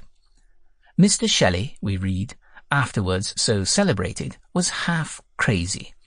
He began his career with every kind of wild prank at Eton. At university he was very insubordinate, always infringing some rule, the breaking of which he knew could not be overlooked. He was slovenly in his dress, and when spoken to about these and other irregularities, he was in the habit of making such extraordinary gestures, expressive of his humility under reproof, as to overset first the gravity and then the temper of the lecturing tutor. When he proceeded so far as to paste up atheistical squibs on the chapel doors, it was considered necessary to expel him privately, out of regard to Sir Timothy Shelley the father, who came up at once. He and his son left Oxford together. No one would recognize in this picture the University of Oxford as it is at present. Nous avons changé tout seul might be said with great truth by the heads of houses, the professors and fellows of the present day. And yet what the Highland lady, or rather the Highland girl, describes refers to times not so long ago, but that some of the men we have known might have lived through it. How this change came about I cannot tell, though I can bear testimony to a few survivals of the old state of things. The Oxford of 1848 was still the Oxford of the heads of houses and of the hebdomadal board. That board consisted almost entirely of heads of houses, and a most important board it was, considering that the whole administration of the university was really in its hands. The colleges, on the other hand, were very jealous of their independence, and even the authority of the proctors, who represented the university as such, was often contested within the gates of a college. It is wonderful that this old system of governing the university through the heads of houses should have gone on so long and so smoothly. Having been trusted by the fellows of his own society with considerable power in the administration of his own college, it was supposed that the head would prove equally useful in the administration of the university. A head of a house became at once a member of the council, and, on the whole, they managed to drive the coach and horse very well. But often, when I had to take foreigners to hear the university sermon, and they saw a most extraordinary set of old gentlemen walking into St. Mary's in procession, with a most startling combination of colours, black and red, scarlet and pink, on their heavy gowns and sleeves, I found it difficult to explain who they were. "Are they your professors?" I was asked. "Oh no," I said, "the professors don't wear red gowns, only doctors of divinity and of civil law. And as every head of a house must have something to wear in public, he is invariably made a doctor." I remember one exception only, and at a much later time, namely the Master of Balliol, who, like Canning at the Congress of Vienna, considered it among his most valued distinctions never to have worn the gown of a D.C.L. or D.D. It is well known that when Marshal Blucher was made a doctor at Oxford, he asked, in the innocence of his heart, that the General, Gneisenau, his right-hand man, might at least be made a chemist. He certainly had mixed a most effective powder for the French army under Napoleon. "But," my friend would ask, "have you no senatus academicus? Have you no faculties of professors such as there are in all other Christian universities?" "Yes and no," I said. "We have professors, but they are not so divided into faculties, and they certainly do not form the senatus academicus, or the highest authority in the university. It seems very strange, but it is nevertheless a fact, that as soon as a good tutor is made a professor, he is considered of no good for the real teaching work of the colleges. His lectures are generally deserted, and I could quote the names of certain professors who afterwards rose to great eminence, but who at Oxford were simply ignored and their lecture rooms deserted." The real teaching or coaching or cramming for examination is left to the tutors and fellows of each college, and the examinations also are chiefly in their hands. Many undergraduates never see a professor, and as far as the teaching work of the university is concerned, the professorships might safely be abolished. And yet, as I could honestly assure my foreign friends, the best men who take honour degrees at Oxford are quite the equals of the best men at Paris or Berlin. The professors may not be so distinguished, but that is due to a certain extent to the small salaries attached to some of their chairs. England has produced great names both in science and philosophy and scholarship, but these have generally drifted to some more attractive or lucrative centres. When I first came to Oxford, one professor received £40 a year, another £1,500, and no one complained about these inequalities. A certain amount of land had been left by a king or bishop for endowing a certain chair, and every holder of the chair received whatever the endowment yielded. The mode of appointing professors was very curious at that time. Often the elections resembled parliamentary elections, far more regard being paid to political or theological partisanship than to scientific qualifications. Every MA had a vote, and these votes were scattered all over the country. Canvassing was carried on quite openly. Travelling expenses were freely paid, and lists were kept in each college of the men who could be depended on to vote for the Liberal or the Conservative candidate. Imagine a professor of medicine or of Greek being elected because he was a Liberal. Some appointments rested with the Prime Minister, or, as it was called, the Crown, and it was quoted to the honour of the Duke of Wellington that he, when Chancellor of the University, once insisted that the electors should elect the best man, and they had to yield, though there were electors who would declare their own candidate the best man, whatever the opinion of really qualified judges might be. All this election machinery is much improved now, though an infallible system of electing the best man has not yet been discovered. One single elector who is not troubled by too tender a conscience may, even now, vitiate a whole election, to say nothing of the painful position in which an elector is placed if he has to vote against a personal friend or a member of his own college, particularly when the feeling that it is dishonourable to disclose the vote of each elector is no longer strong enough to protect the best interests of the university. It took me some time before I could gain an insight into all this. The old system passed away before my very eyes, not without evident friction between my different friends, and then came the difficulty of learning to understand the working of the new machinery which had been devised and sanctioned by Parliament. Reformers arose even among the heads of houses, as, for instance, Dr. June, the master of Pembroke College, who was credited with having rejeuni l'ancienne université, but he was by no means the only or even the chief actor in university reform. Many of my personal friends, such as Dr. Tate, afterwards Archbishop of Canterbury, the Reverend H.G. Liddell, afterwards Dean of Christ Church, Professor Baden-Powell, and the Reverend G.H.S. Johnson, afterwards Dean of Wells, with Stanley and Goldwin Smith as secretaries, did honest service in the various royal and parliamentary commissions, and spent much of their valuable time in serving the university and the country. I could do no more than answer the questions addressed to me by the commissioners and by my friends, and this is really all the share I had at that time in the reform of the university, or what was called Germanizing the English universities.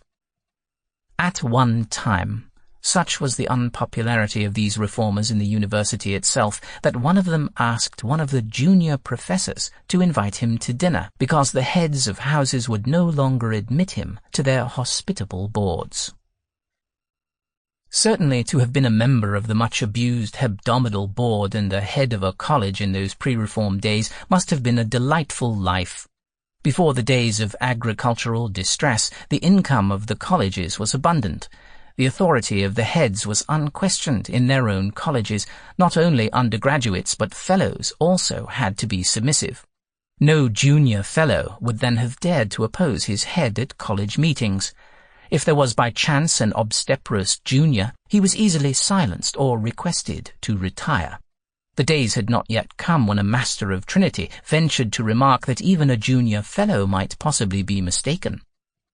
Colleges seemed to be the property of the heads, and in some of them the fellows were really chosen by them, and the rest of the fellows after some kind of examination. The management of university affairs was likewise entirely in the hands of the heads of colleges, and it was on rare occasions only that a theological question stirred the interest of non-resident MAs and brought them to Oxford to record their vote for or against the constituted authorities. Men like the Dean of Christ Church, Dr. Gaisford, the Warden of Wadham, Dr. Parsons, and the Provost of Oriel, Dr. Hawkins, were in their dominions supreme, till the rebellious spirit began to show itself in such men as Dr. June, Professor Baden-Powell, A. P. Stanley, Goldwin Smith, and others. Nor were there many very flagrant abuses under the old regime. It was rather the want of life that was complained of. It began to be felt that Oxford should take its place as an equal by the side of foreign universities, not only as a high school, but as a home for what then was called, for the first time, original research. There can be no question that as a teaching body, as a high school at the head of all the public schools in England, Oxford did its duty nobly. A man who, at that time, could take a double first was indeed a strong man, well fitted for any work in after life. He would not necessarily turn out an original thinker, a scholar, or a discoverer in physical science, but he would know what it was to know anything thoroughly. To take honours at the same time in classics and mathematics required strength and grasp, and the effort was certainly considerable, as I found out when occasionally I read a Greek or Latin author with a young undergraduate friend.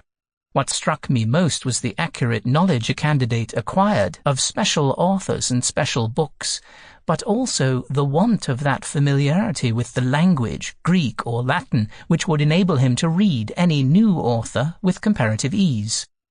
The young men whom I knew at the time they went in for their final examination were certainly well grounded in classics, and what they knew thoroughly. The personal relations existing between undergraduates and their tutors were very intimate. A tutor took a pride in his pupils and often became their friend for life. The teaching was almost private teaching, and the idea of reading a written lecture to a class in college did not exist as yet. It was real teaching with questions and answers, while lectures, written and read out, were looked down upon as good enough for professors but entirely useless for the schools. The social tone of the university was excellent. Many of the tutors and of the undergraduates came of good families, and the struggle for life, or for a college living or college office, was not as yet so fierce as it became afterwards. College tutors toiled on for life, and certainly did their work to the last most conscientiously. There was perhaps little ambition, little scheming or pushing, but the work of the university, such as the country would have it, was well done. If the honour lists were small, the number of utter failures also was not very large.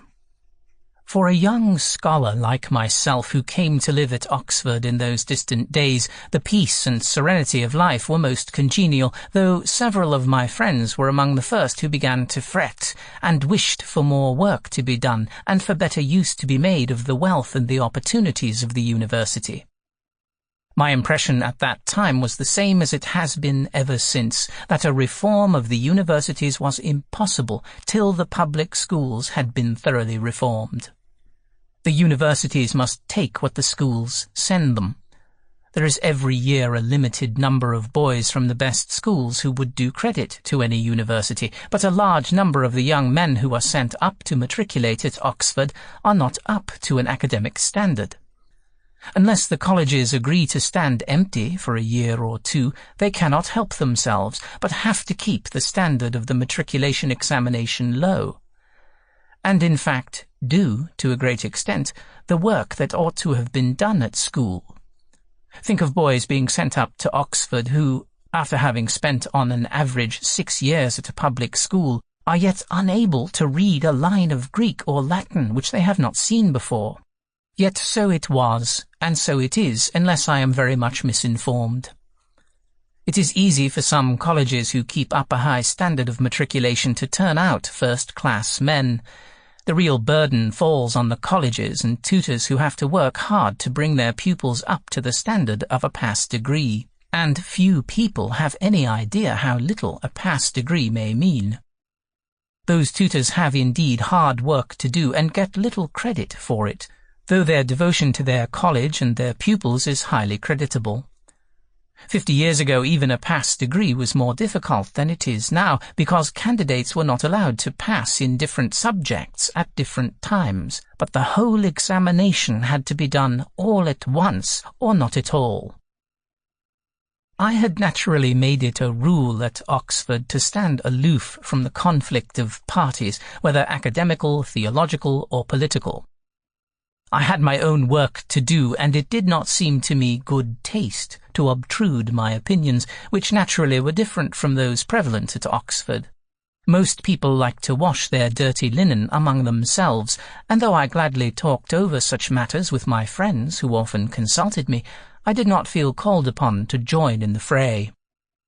I lived through several severe crises at Oxford, and though I had some intimate friends on either side, I remained throughout a looker-on.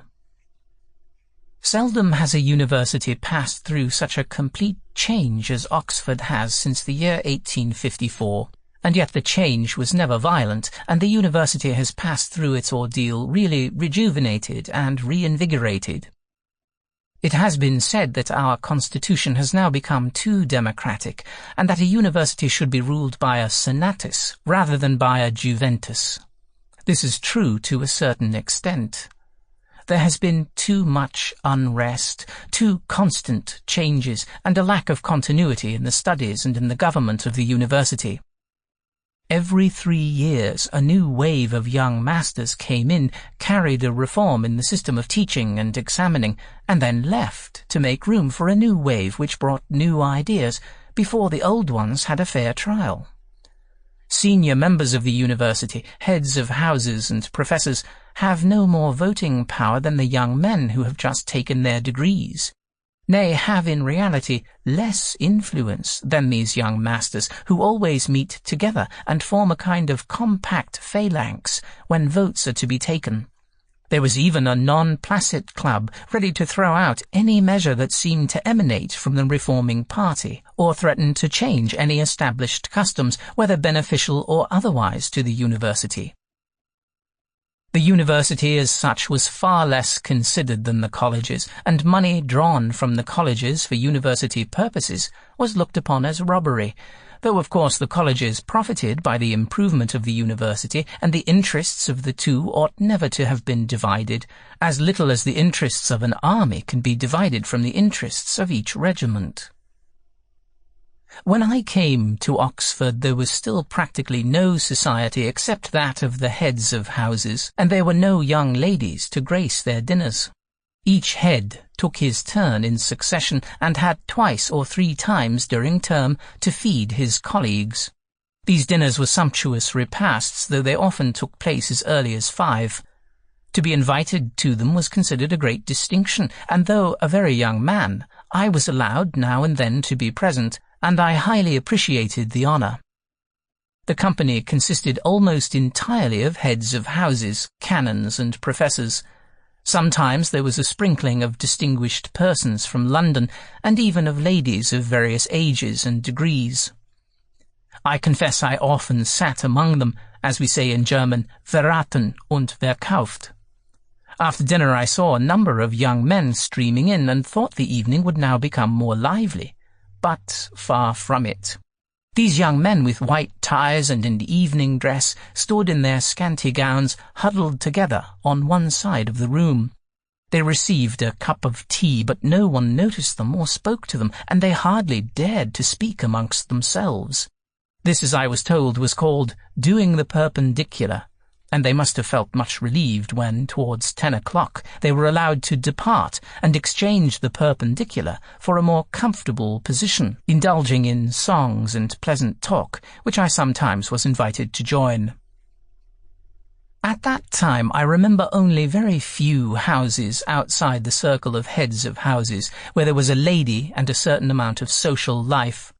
The houses of Dr. Ackland, Dr. Greenhill, Professor Baden-Powell, Professor Donkin and Mr. Gresswell. In their houses there was less of the strict academical etiquette, and as they were fond of music, particularly the Donkins, I spent some really delightful evenings with them.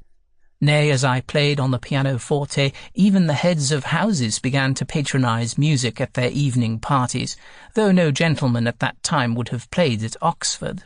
I being a German, and Professor Donkin being a confirmed invalid, we were allowed to play, and we certainly had an appreciative, though not always a silent, audience. In one respect, the old system of Oxford fellowships was still very perceptible in the society of the university. No fellows were allowed to marry, and the natural consequence was that most of them waited for a college living, a professorship or librarianship, which generally came to them when they were no longer young men. Headships of colleges also had so long to be waited for that most of them were generally filled by very senior and mostly unmarried men.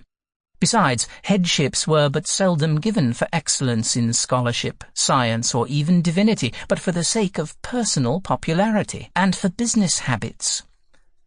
Some of the fellows gave pleasant and, as I thought, very bucolic dinners in college, and I still remember my surprise when I was asked to the first dinner in common room at Jesus College. My host was Mr. Fuchs, who afterwards became a Roman Catholic and then an Anglican clergyman again. The carpets, the curtains, the whole furniture and the plate quite confounded me, and I became still more confounded when I was suddenly called upon to make a speech at a time when I could hardly put two words together in English. The city society was completely separated from the university society, so that even rich bankers and other gentlemen would never have ventured to ask members of the university to dine. Considering the position then held by the heads of houses, I feel I ought to devote some pages to describing some of the most prominent of them. At my age I may well hold to the maxim senioris prioris, and will therefore begin with Dr. Routh, the centenarian president of Magdalen, as, though the headship of a house seems to be an excellent prescription for longevity, there was no one to dispute the venerable doctor's claim to precedence in this respect. He was then nearly 100 years old, and he died in his 100th year, and obtained his wish to have the C. Anno Centissimo on his gravestone, for, though tired of life, he often declared, so I was told, that he would not be outdone in this respect by another very old man who was a dissenter. He never liked to see the church beaten. I might have made his personal acquaintance, some friends of the old president offering to present me to him, but I did not avail myself of their offer, because I knew the old man did not like to be shown as a curiosity. When I saw him sitting at his window, he always wore a wig, and few had seen him without his wig and without his academic gown. He was certainly an exceptional man, and I believe he stood alone in the whole history of literature as having published books at an interval of 70 years. His edition of the Enthymemes and Gorgias of Plato were published in 1784. His papers on the Ignatian epistles in 1854. His Reliquia Sacra first appeared in 1814, and they are a work which at that time would have made the reputation of any scholar and divine. His editions of historical works, such as Burnet's History of his own time and the History of the Reign of King James, show his considerable acquaintance with English history. I have already mentioned how he used to speak of events long before his time, such as the execution of Charles I, as if he had been present. Nor did he hesitate to declare that even Bishop Burnet was a great liar. He certainly had seen many things which connected him with the past. He had seen Samuel Johnson mounting the steps of the Clarendon Building in Broad Street, and though he himself had not seen Charles I when he held his parliament at Oxford, he had known a lady whose mother had seen the king walking round the parks at Oxford. However, we must not forget that many stories about the old president were more or less mythical, as indeed many Oxford stories are. I was told that he actually slept in wig, cap, and gown, so that once when an alarm of fire was raised in the quadrangle of his college, he put his head out of window in an incredibly short time, fully equipped as above. Many of these stories, or common rumours as they were called, still lived in the common rooms in my time, when the fellows of each college assembled regularly after dinner to take wine and dessert and to talk on anything but what was called shop, i.e. Greek and Latin. No one inquired about the truth of these stories as long as they were well told. In a place like Oxford there exists a regular descent by inheritance of good stories. I remember stories told of Dr. Jenkins as Master of Balliol and afterwards transferred to his successor, Mr. Jowett. Bodleian stories descended in like manner from Dr. Bandinel to Mr. Cox, and will probably be told of successive librarians till they become quite incongruous. I am old enough to have watched the descent of stories at Oxford, just as one recognizes the same furniture in college rooms occupied by successive generations of undergraduates. To me they sometimes seem threadbare like the old Turkish carpets in the college rooms, but I never spoil them by betraying their age, and if well told, I can enjoy them as much as if I had never heard them before. Dr. Hawkins, Provost of Oriel, was quite a representative of old Oxford, and a well-known character in the university. I had been introduced to him by Baron Bunson, and he showed me much hospitality. I was warned that I should find him very stiff and forbidding. His own fellows called him the East Wind, but though he certainly was condescending, he treated me with great urbanity. He had a very peculiar habit. When he had to shake hands with people whom he considered his inferiors, he stretched out 2 fingers, and if some of them who knew this peculiarity of his tendered him 2 fingers in return, the shaking of hands became rather awkward. One of the fellows of his college told me that as long as he was only a fellow, he never received more than 2 fingers. When, however, he became headmaster of a school, he was rewarded with 3 fingers, or even with the whole hand. But as soon as he gave up this place and returned to live in college, he was at once reduced to the statutable 2 fingers. I don't recollect exactly how many fingers I was treated to, and I may have shaken them with my whole hand. Anyhow, I am quite conscious now of how many times I must have offended against academic etiquette. How, for instance, is a man to know that people who live at Oxford during term time never shake hands except once during term? I doubt, in fact, whether that etiquette existed when I first came to Oxford, but it certainly had existed for some time before I discovered it. Dr. Jenkins, Master of Balliol, was also the hero of many anecdotes. It was of him that it was first told how he once found fault with an undergraduate because, whenever he looked out of window, he invariably saw the young man loitering about in the quad, to which the undergraduate replied, "How very curious, for whenever I cross the quad, I always see you, sir, looking out of window." He had a quiet humour of his own, and delighted in saying things which made others laugh, but never disturbed a muscle of his own face. One of his undergraduates was called Wyndham, and he had to say a few sharp words to him at hand-shaking, that is, at the end of term. After saying all he wanted, he finished in Latin, "Et nunc valeus Wyndham," the last 2 syllables being pronounced with great emphasis. The master's regard for his own dignity was very great. Once, when returning from a solitary walk, he slipped and fell.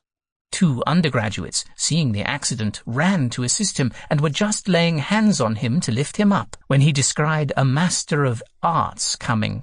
"Stop," he cried, "Stop, I see a Master of Arts coming down the street." And he dismissed the undergraduates with many thanks and was helped onto his legs by the M.A. Accidents or slips of the tongue will happen to everybody, even to a head of house. One of these old gentlemen, Dr. Simons of Wadham, when presiding in a missionary meeting, had to introduce Sir Peregrine Maitland, a most distinguished officer and a thoroughly good man. When dilating on the Christian work which Sir Peregrine had done in India, he called him again and again Sir Peregrine Pickle. The effect was most ludicrous, for everybody was evidently well acquainted with Roderick Random, and Sir Peregrine had great difficulty in remaining serious when the chairman called on Sir Peregrine Pickle once more to address his somewhat perplexed audience. But whatever may be said about the old heads of houses, most of them were certainly gentlemen, both by birth and by nature. They are forgotten now, but they did good in their time, and much of their good work remains.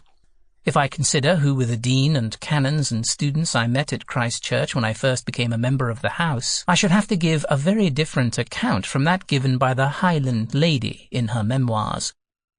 The dean of Christ Church who received me, who proposed me for the degree of M.A., and afterwards allowed me to become a member of the house, was Dr. Gaisford, a real scholar, though it may be of the old school.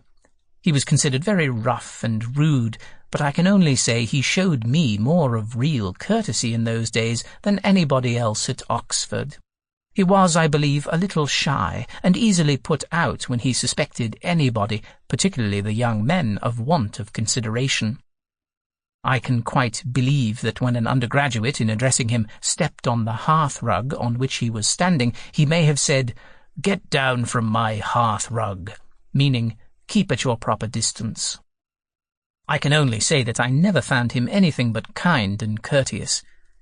It so happened that he had been made a member of the Bavarian Academy, and I, though very young, had received the same distinction as a reward for my Sanskrit work, and the dean was rather pleased when he heard it.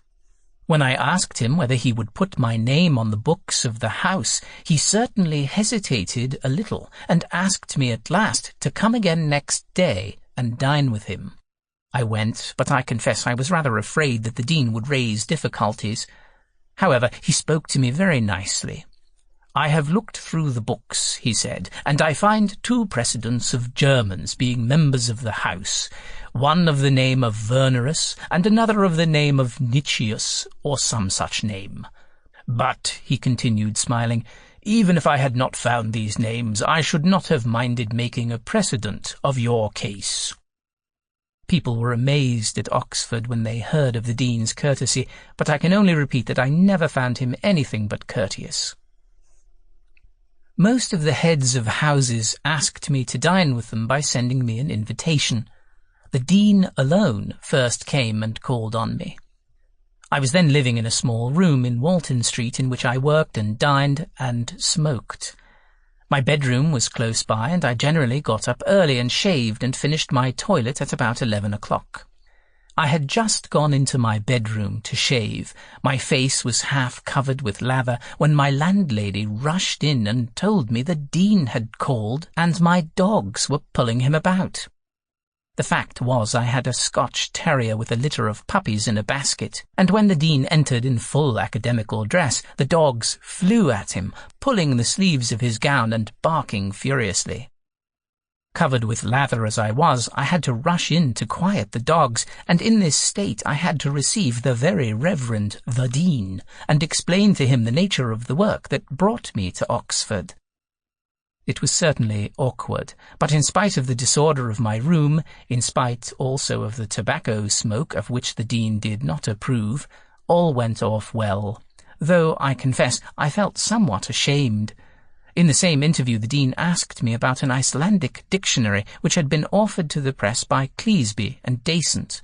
"Surely it is a small barbarous island," he said, "and how can they have any literature?" I tried as well as I could to explain to the dean the extent and the value of Icelandic literature, and soon after the press, which was then the dean, accepted the dictionary, which was brought out later by Dr. Vigfússon in a most careful and scholar-like manner. It might indeed safely be called his dictionary, considering how many dictionaries are called, not after the name of the compiler or compilers, but after that of their editor. This Dr. Vigfússon was quite a character. He was perfectly pale and bloodless, and had but one wish, that of being left alone. He came to Oxford first to assist Dr. Dasent, to whom Cleasby, when he died, had handed over his collections. But afterwards he stayed, taking it for granted that the university would give him the little he wanted. But even that little was difficult to provide, as there were no funds that could be used for that purpose, however uselessly other funds might seem to be squandered. That led to constant grumbling on his part. Ever so many expedients were tried to satisfy him, but none quite succeeded. At last he fell ill and died. And when he was a patient at the Ackland home, where the nurses did all they could for him, he several times said to me when I sat with him that he had never been so happy in his life as in that home. I sometimes blame myself for not having seen more of him at Oxford, but he always seemed to me full of suspicions and very easily offended, and that made any free intercourse with him difficult and far from pleasant.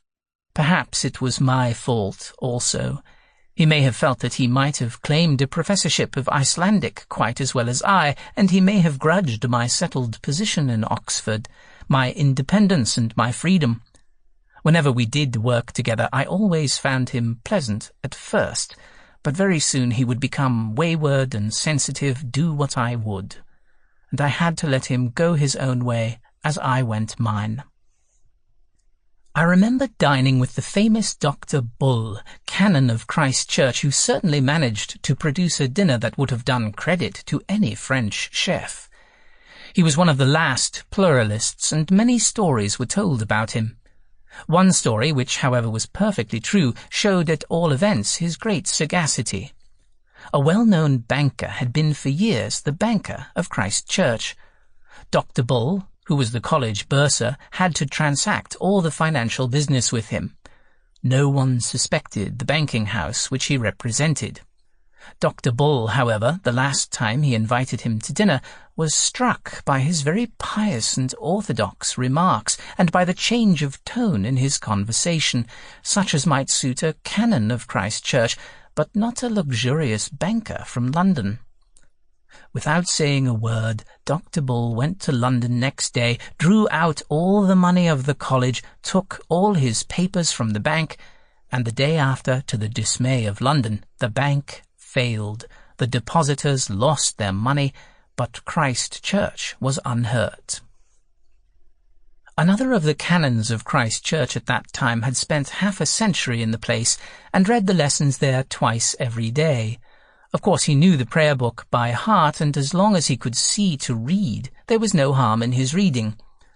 But when his eyesight failed him, and he had to trust entirely to his memory, he would often go from some word in the evening prayer to the same word in the marriage service, and from there to the burial service, with an occasional slip into baptism. The result of it was he was no longer allowed to read the service in chapel, except during long vacation, when the young men were away. I frequently stayed at Oxford during vacation, and thought, of course, that the evening service would never end, till at last I was asked to name the child, and then I went home. One Sunday I remember going to chapel, and after prayers had begun, the following conversation took place, loud enough to be heard all through the chapel. Enter old Canon, preceded by a beadle. He goes straight to his stall, and finding it occupied by a well-known D.D. from London, who is deeply engaged in prayer, he stands and looks at the interloper, and when that produces no effect, he says to the beadle, "Tell that man this is my stall. Tell him to get out." Beadle: "Dr. A.'s compliments, and whether you would kindly occupy another stall." D.D.: "Very sorry, I shall change immediately." Old Canon settles in his stall, prayers continue, and after about 10 minutes the Canon shouts, "Beadle, tell that man to dine with me at 5.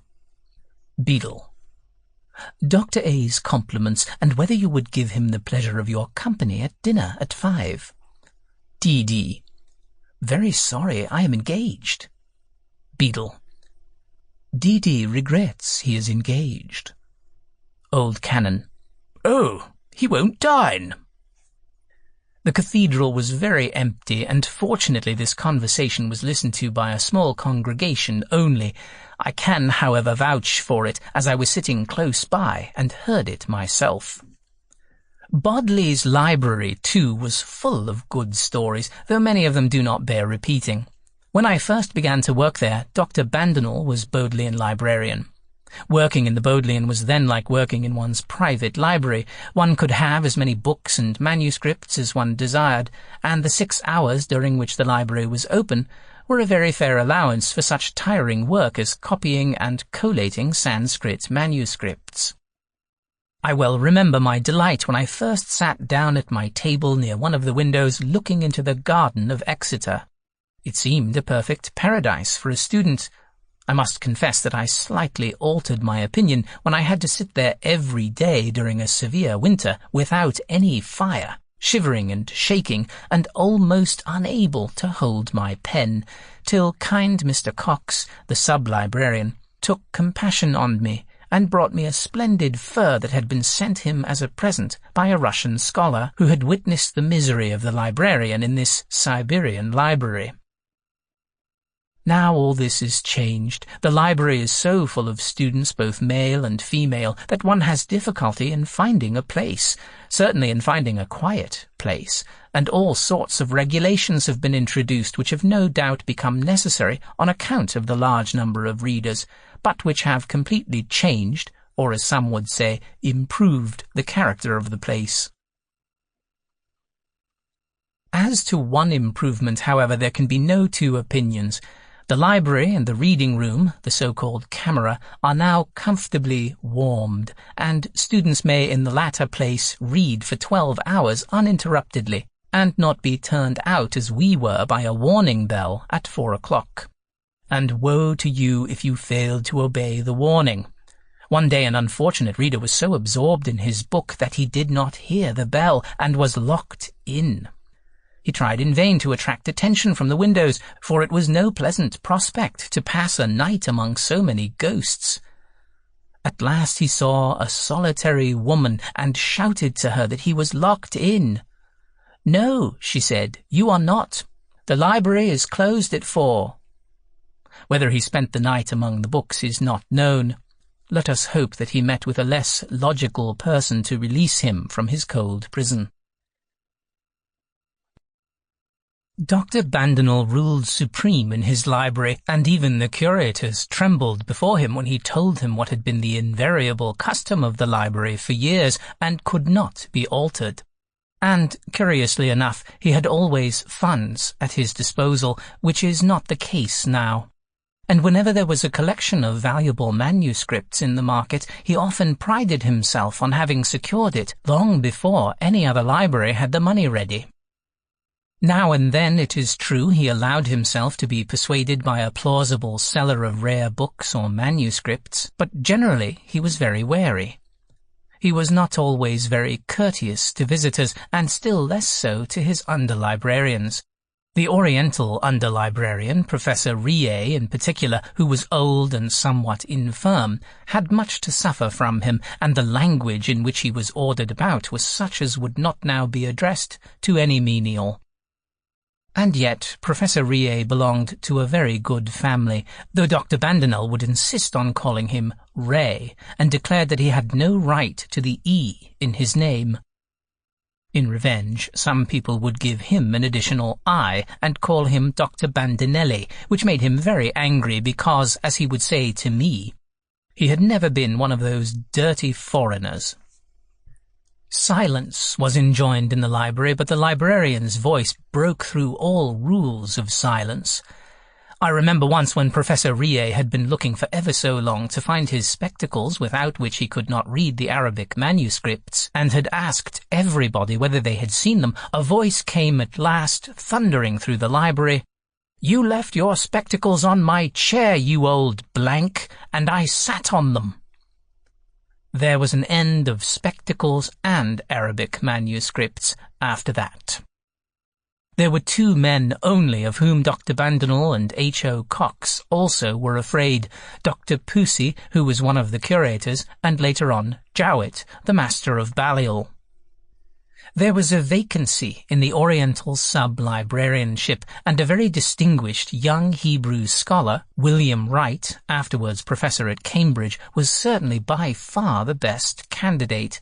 But as ill luck for the library, would have it, he had given offence by a lecture at Dublin in which he declared that the people of Canaan were Semitic, and not, as stated in Genesis, the children of Ham.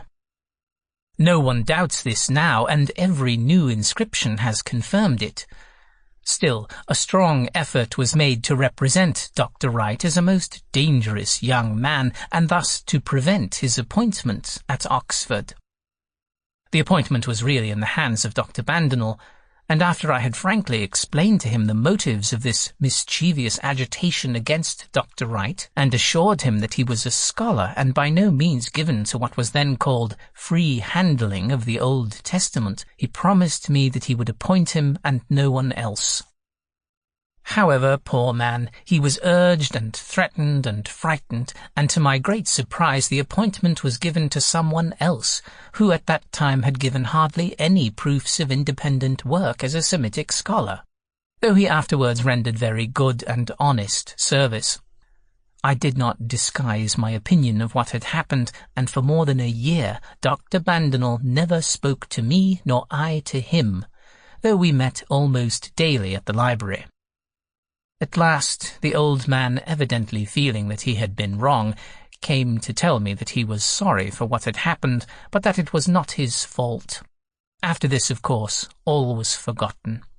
Dr. Wright had a much more brilliant career opened to him, first at the British Museum, and then as professor at Cambridge, than he could possibly have had as sub-librarian at Oxford. He always remained a scholar and never dabbled in theology. Some very heated correspondence passed at the time, and I remember keeping the letters for a long while. They were curious as showing the then state of theological opinion at Oxford, but I have evidently put the correspondence away so carefully that nowhere can I find it now. Let it be forgotten and forgiven. Many, if not all, of the stories that I have written down in this chapter may be legendary, and they naturally lose or gain as told by different people. Who has not heard different versions of the story of a well-known canon of Christ Church in my early days, who, when rowing on the river, saw a drowning man laying hold of his boat and nearly upsetting it? Providentially, he explained, I had brought my umbrella, and I had presence of mind enough to hit him over the knuckles. He let go, sank, and never rose again. Nobody, I imagine, would have vouched for the truth of this story, but it was so often repeated that it provided the old gentleman with a nickname that stuck to him always. I could add more Oxford stories, but it seems almost ill-natured to do so, and I could only say in most cases relata refero. When I first came here, Oxford and Oxford society were to me so strange that I probably accepted many similar stories as gospel truth. My young friends hardly treated me quite fairly in this respect. I had many questions to ask, and my friends evidently thought it great fun to chaff me and to tell me stories which I naturally believed, for there were many things which seemed to me very strange, and yet they were true, and I had to believe them. The existence of fellows who received from £300 to £800 a year as a mere sinecure for life, provided they did not marry, seemed to me at first perfectly incredible. In Germany, education at public schools and universities was so cheap that even the poorest could manage to get what was wanted for the highest employments, particularly if they could gain an exhibition or scholarship. But after a man had passed his examinations, the country or the government had nothing more to do with him. Swim or drown was the maxim followed everywhere, and it was but natural that the first years of professorial life, whether as lawyers, medical men, or clergymen, were years of great self-denial. But they were also years of intense struggle, and the years of hunger are said to have accounted for a great deal of excellent work in order to force the doors to better employment.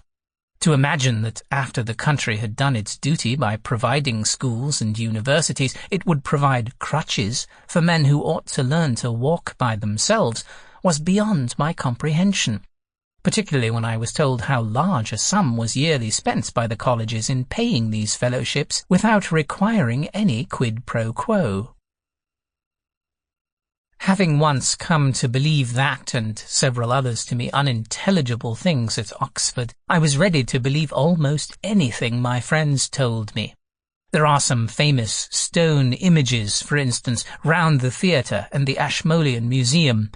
They are hideous, for the sandstone of which they are made has crumbled away again and again, but even when they were restored, the same brittle stone was used. They are in the form of Hermé, and were planned by no less an architect than Sir Christopher Wren. When I asked what they were meant for, I was assured quite seriously that they were images of former heads of houses. I believed it, though I expressed my surprise that the stonemason who made new heads, when the old showed hardly more than 2 eyes and a nose, and a very wide mouth, should carefully copy the crumbling faces, because, as I was informed, he had been told to copy the former gentleman. It was certainly a very common amusement of my young undergraduate friends to make fun of the heads of houses. They did not seem to feel that shiver of unspeakable awe for them of which Bishop Thorold speaks. Nay, they were anything but respectful in speaking of the doctors of divinity in their red gowns with black velvet sleeves. If it is difficult for old men always to understand young men, it is certainly even more difficult for young men to understand old men. There is a very old saying: young men think that old men are fools, but old men know that young men are. Though very young myself, I came to know several of the old heads of houses, and though they certainly had their peculiarities, they did by no means all belong to the age of the dodo. They were enjoying their otium cum dignitate, as befits gentlemen, scholars, and divines, and they certainly deserved greater respect from the undergraduates than they received. At the annual encennia, a great deal of license was allowed to the young men, and I know of several strangers, especially foreigners, who have been scandalized at the riotous behavior of the undergraduates in the theatre, the Oxford Aula, when the Vice-Chancellor stood up to address the assembled audience. My first experience of this was with Dr. Plumptre, who, as I have said earlier, was very tall and stately. When his first words were not quite distinct, the undergraduates shouted, "Speak up, old stick." When the warden of Wadham, the Reverend Dr. Simons, was showing some pretty young ladies to their seats in the theatre, he was threatened by the young men, who yelled at the top of their voices, "I'll tell Lydia, you wicked old man." Now Lydia was his most excellent spouse. At first, the remarks of the undergraduates at the encennia, or rather saturnalia, were mostly good-natured and at least witty, but they at last became so rude that distinguished men whom the university wished to honour by conferring on them honorary degrees felt deeply offended. Sir Arthur Helps declared that he came to receive an honour and received an insult. Well do I remember the Reverend Dr. Salmon, who was asked where he had left his lobster sauce. Dr. Wendell Holmes was shouted at whether he had come across the Atlantic in his one-horse shay. The Right Honourable W. H. Smith, First Lord of the Admiralty, was presented with a pinafore, and Lord Wolseley with a black watch.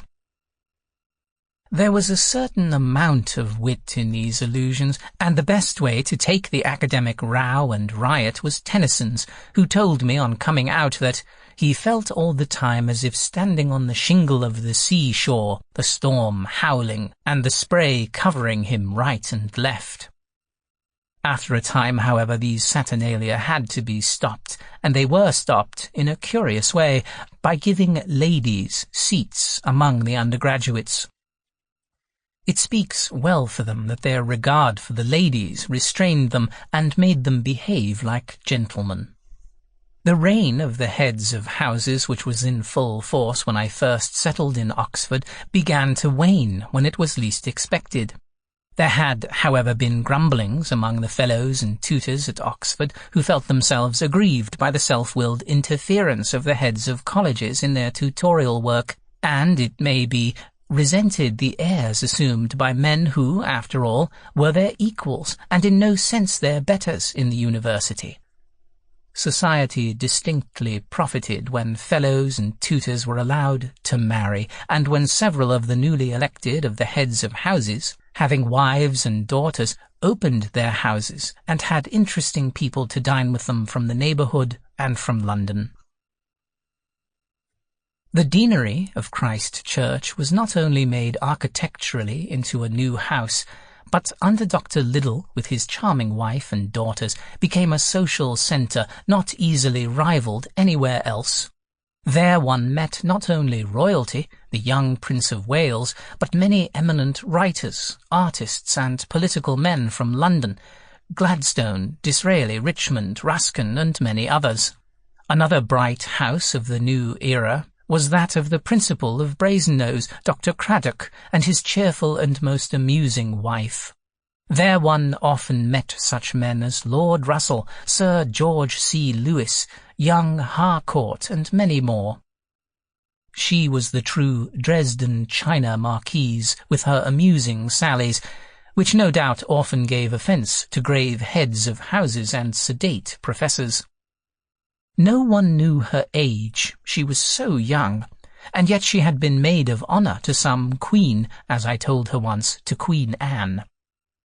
Having been maid of honour, she never concealed her own peculiar feelings about people who had not been presented. When she wanted to be left alone, she would look out of the window and tell visitors who came to call, "Very sorry, but I am not at home today." Queen's College, also, under Dr. Thompson, the future Archbishop of York, was a most hospitable house. Mrs. Thompson presided over it with her peculiar grace and genuine kindness, and many a pleasant evening I spent there with musical performances. But here, too, the old leaven of Oxford burst forth sometimes. Of course, we generally performed the music of Handel and other classical authors. Mendelssohn's compositions were still considered as mere twaddle by some of the old school. At one of these evenings, the old organist of New College, with his wooden leg, after sitting through a rehearsal of Mendelssohn's Hymn of Praise, which I was conducting at the pianoforte, walked up to me, as I thought, to thank me. But no, he burst out in a torrent of real and somewhat coarse abuse of me for venturing to introduce such flimsy music at Oxford. I did not feel very guilty, and fortunately I remained silent, whether from actual bewilderment or from a better cause I can hardly tell. Long before commissions came down on Oxford, a new life seemed to be springing up there, and what was formerly the exception became more and more the rule among the young fellows and tutors. They saw what a splendid opportunity was theirs, having the very flower of England to educate, having the future of English society to form.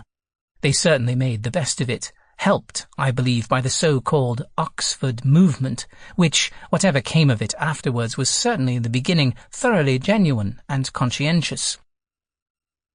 The tutors saw a good deal of the young men confided to their care, and the result was that even what was called the fast set thought it a fine thing to take a good class. I could mention a number of young noblemen and wealthy undergraduates who, in my early years, read for a first class and took it. and my experience has certainly been that those who took a first class came out in later life as eminent and useful members of society. Not that eminence in political, clerical, literary and scientific life was restricted to first classes, far from it.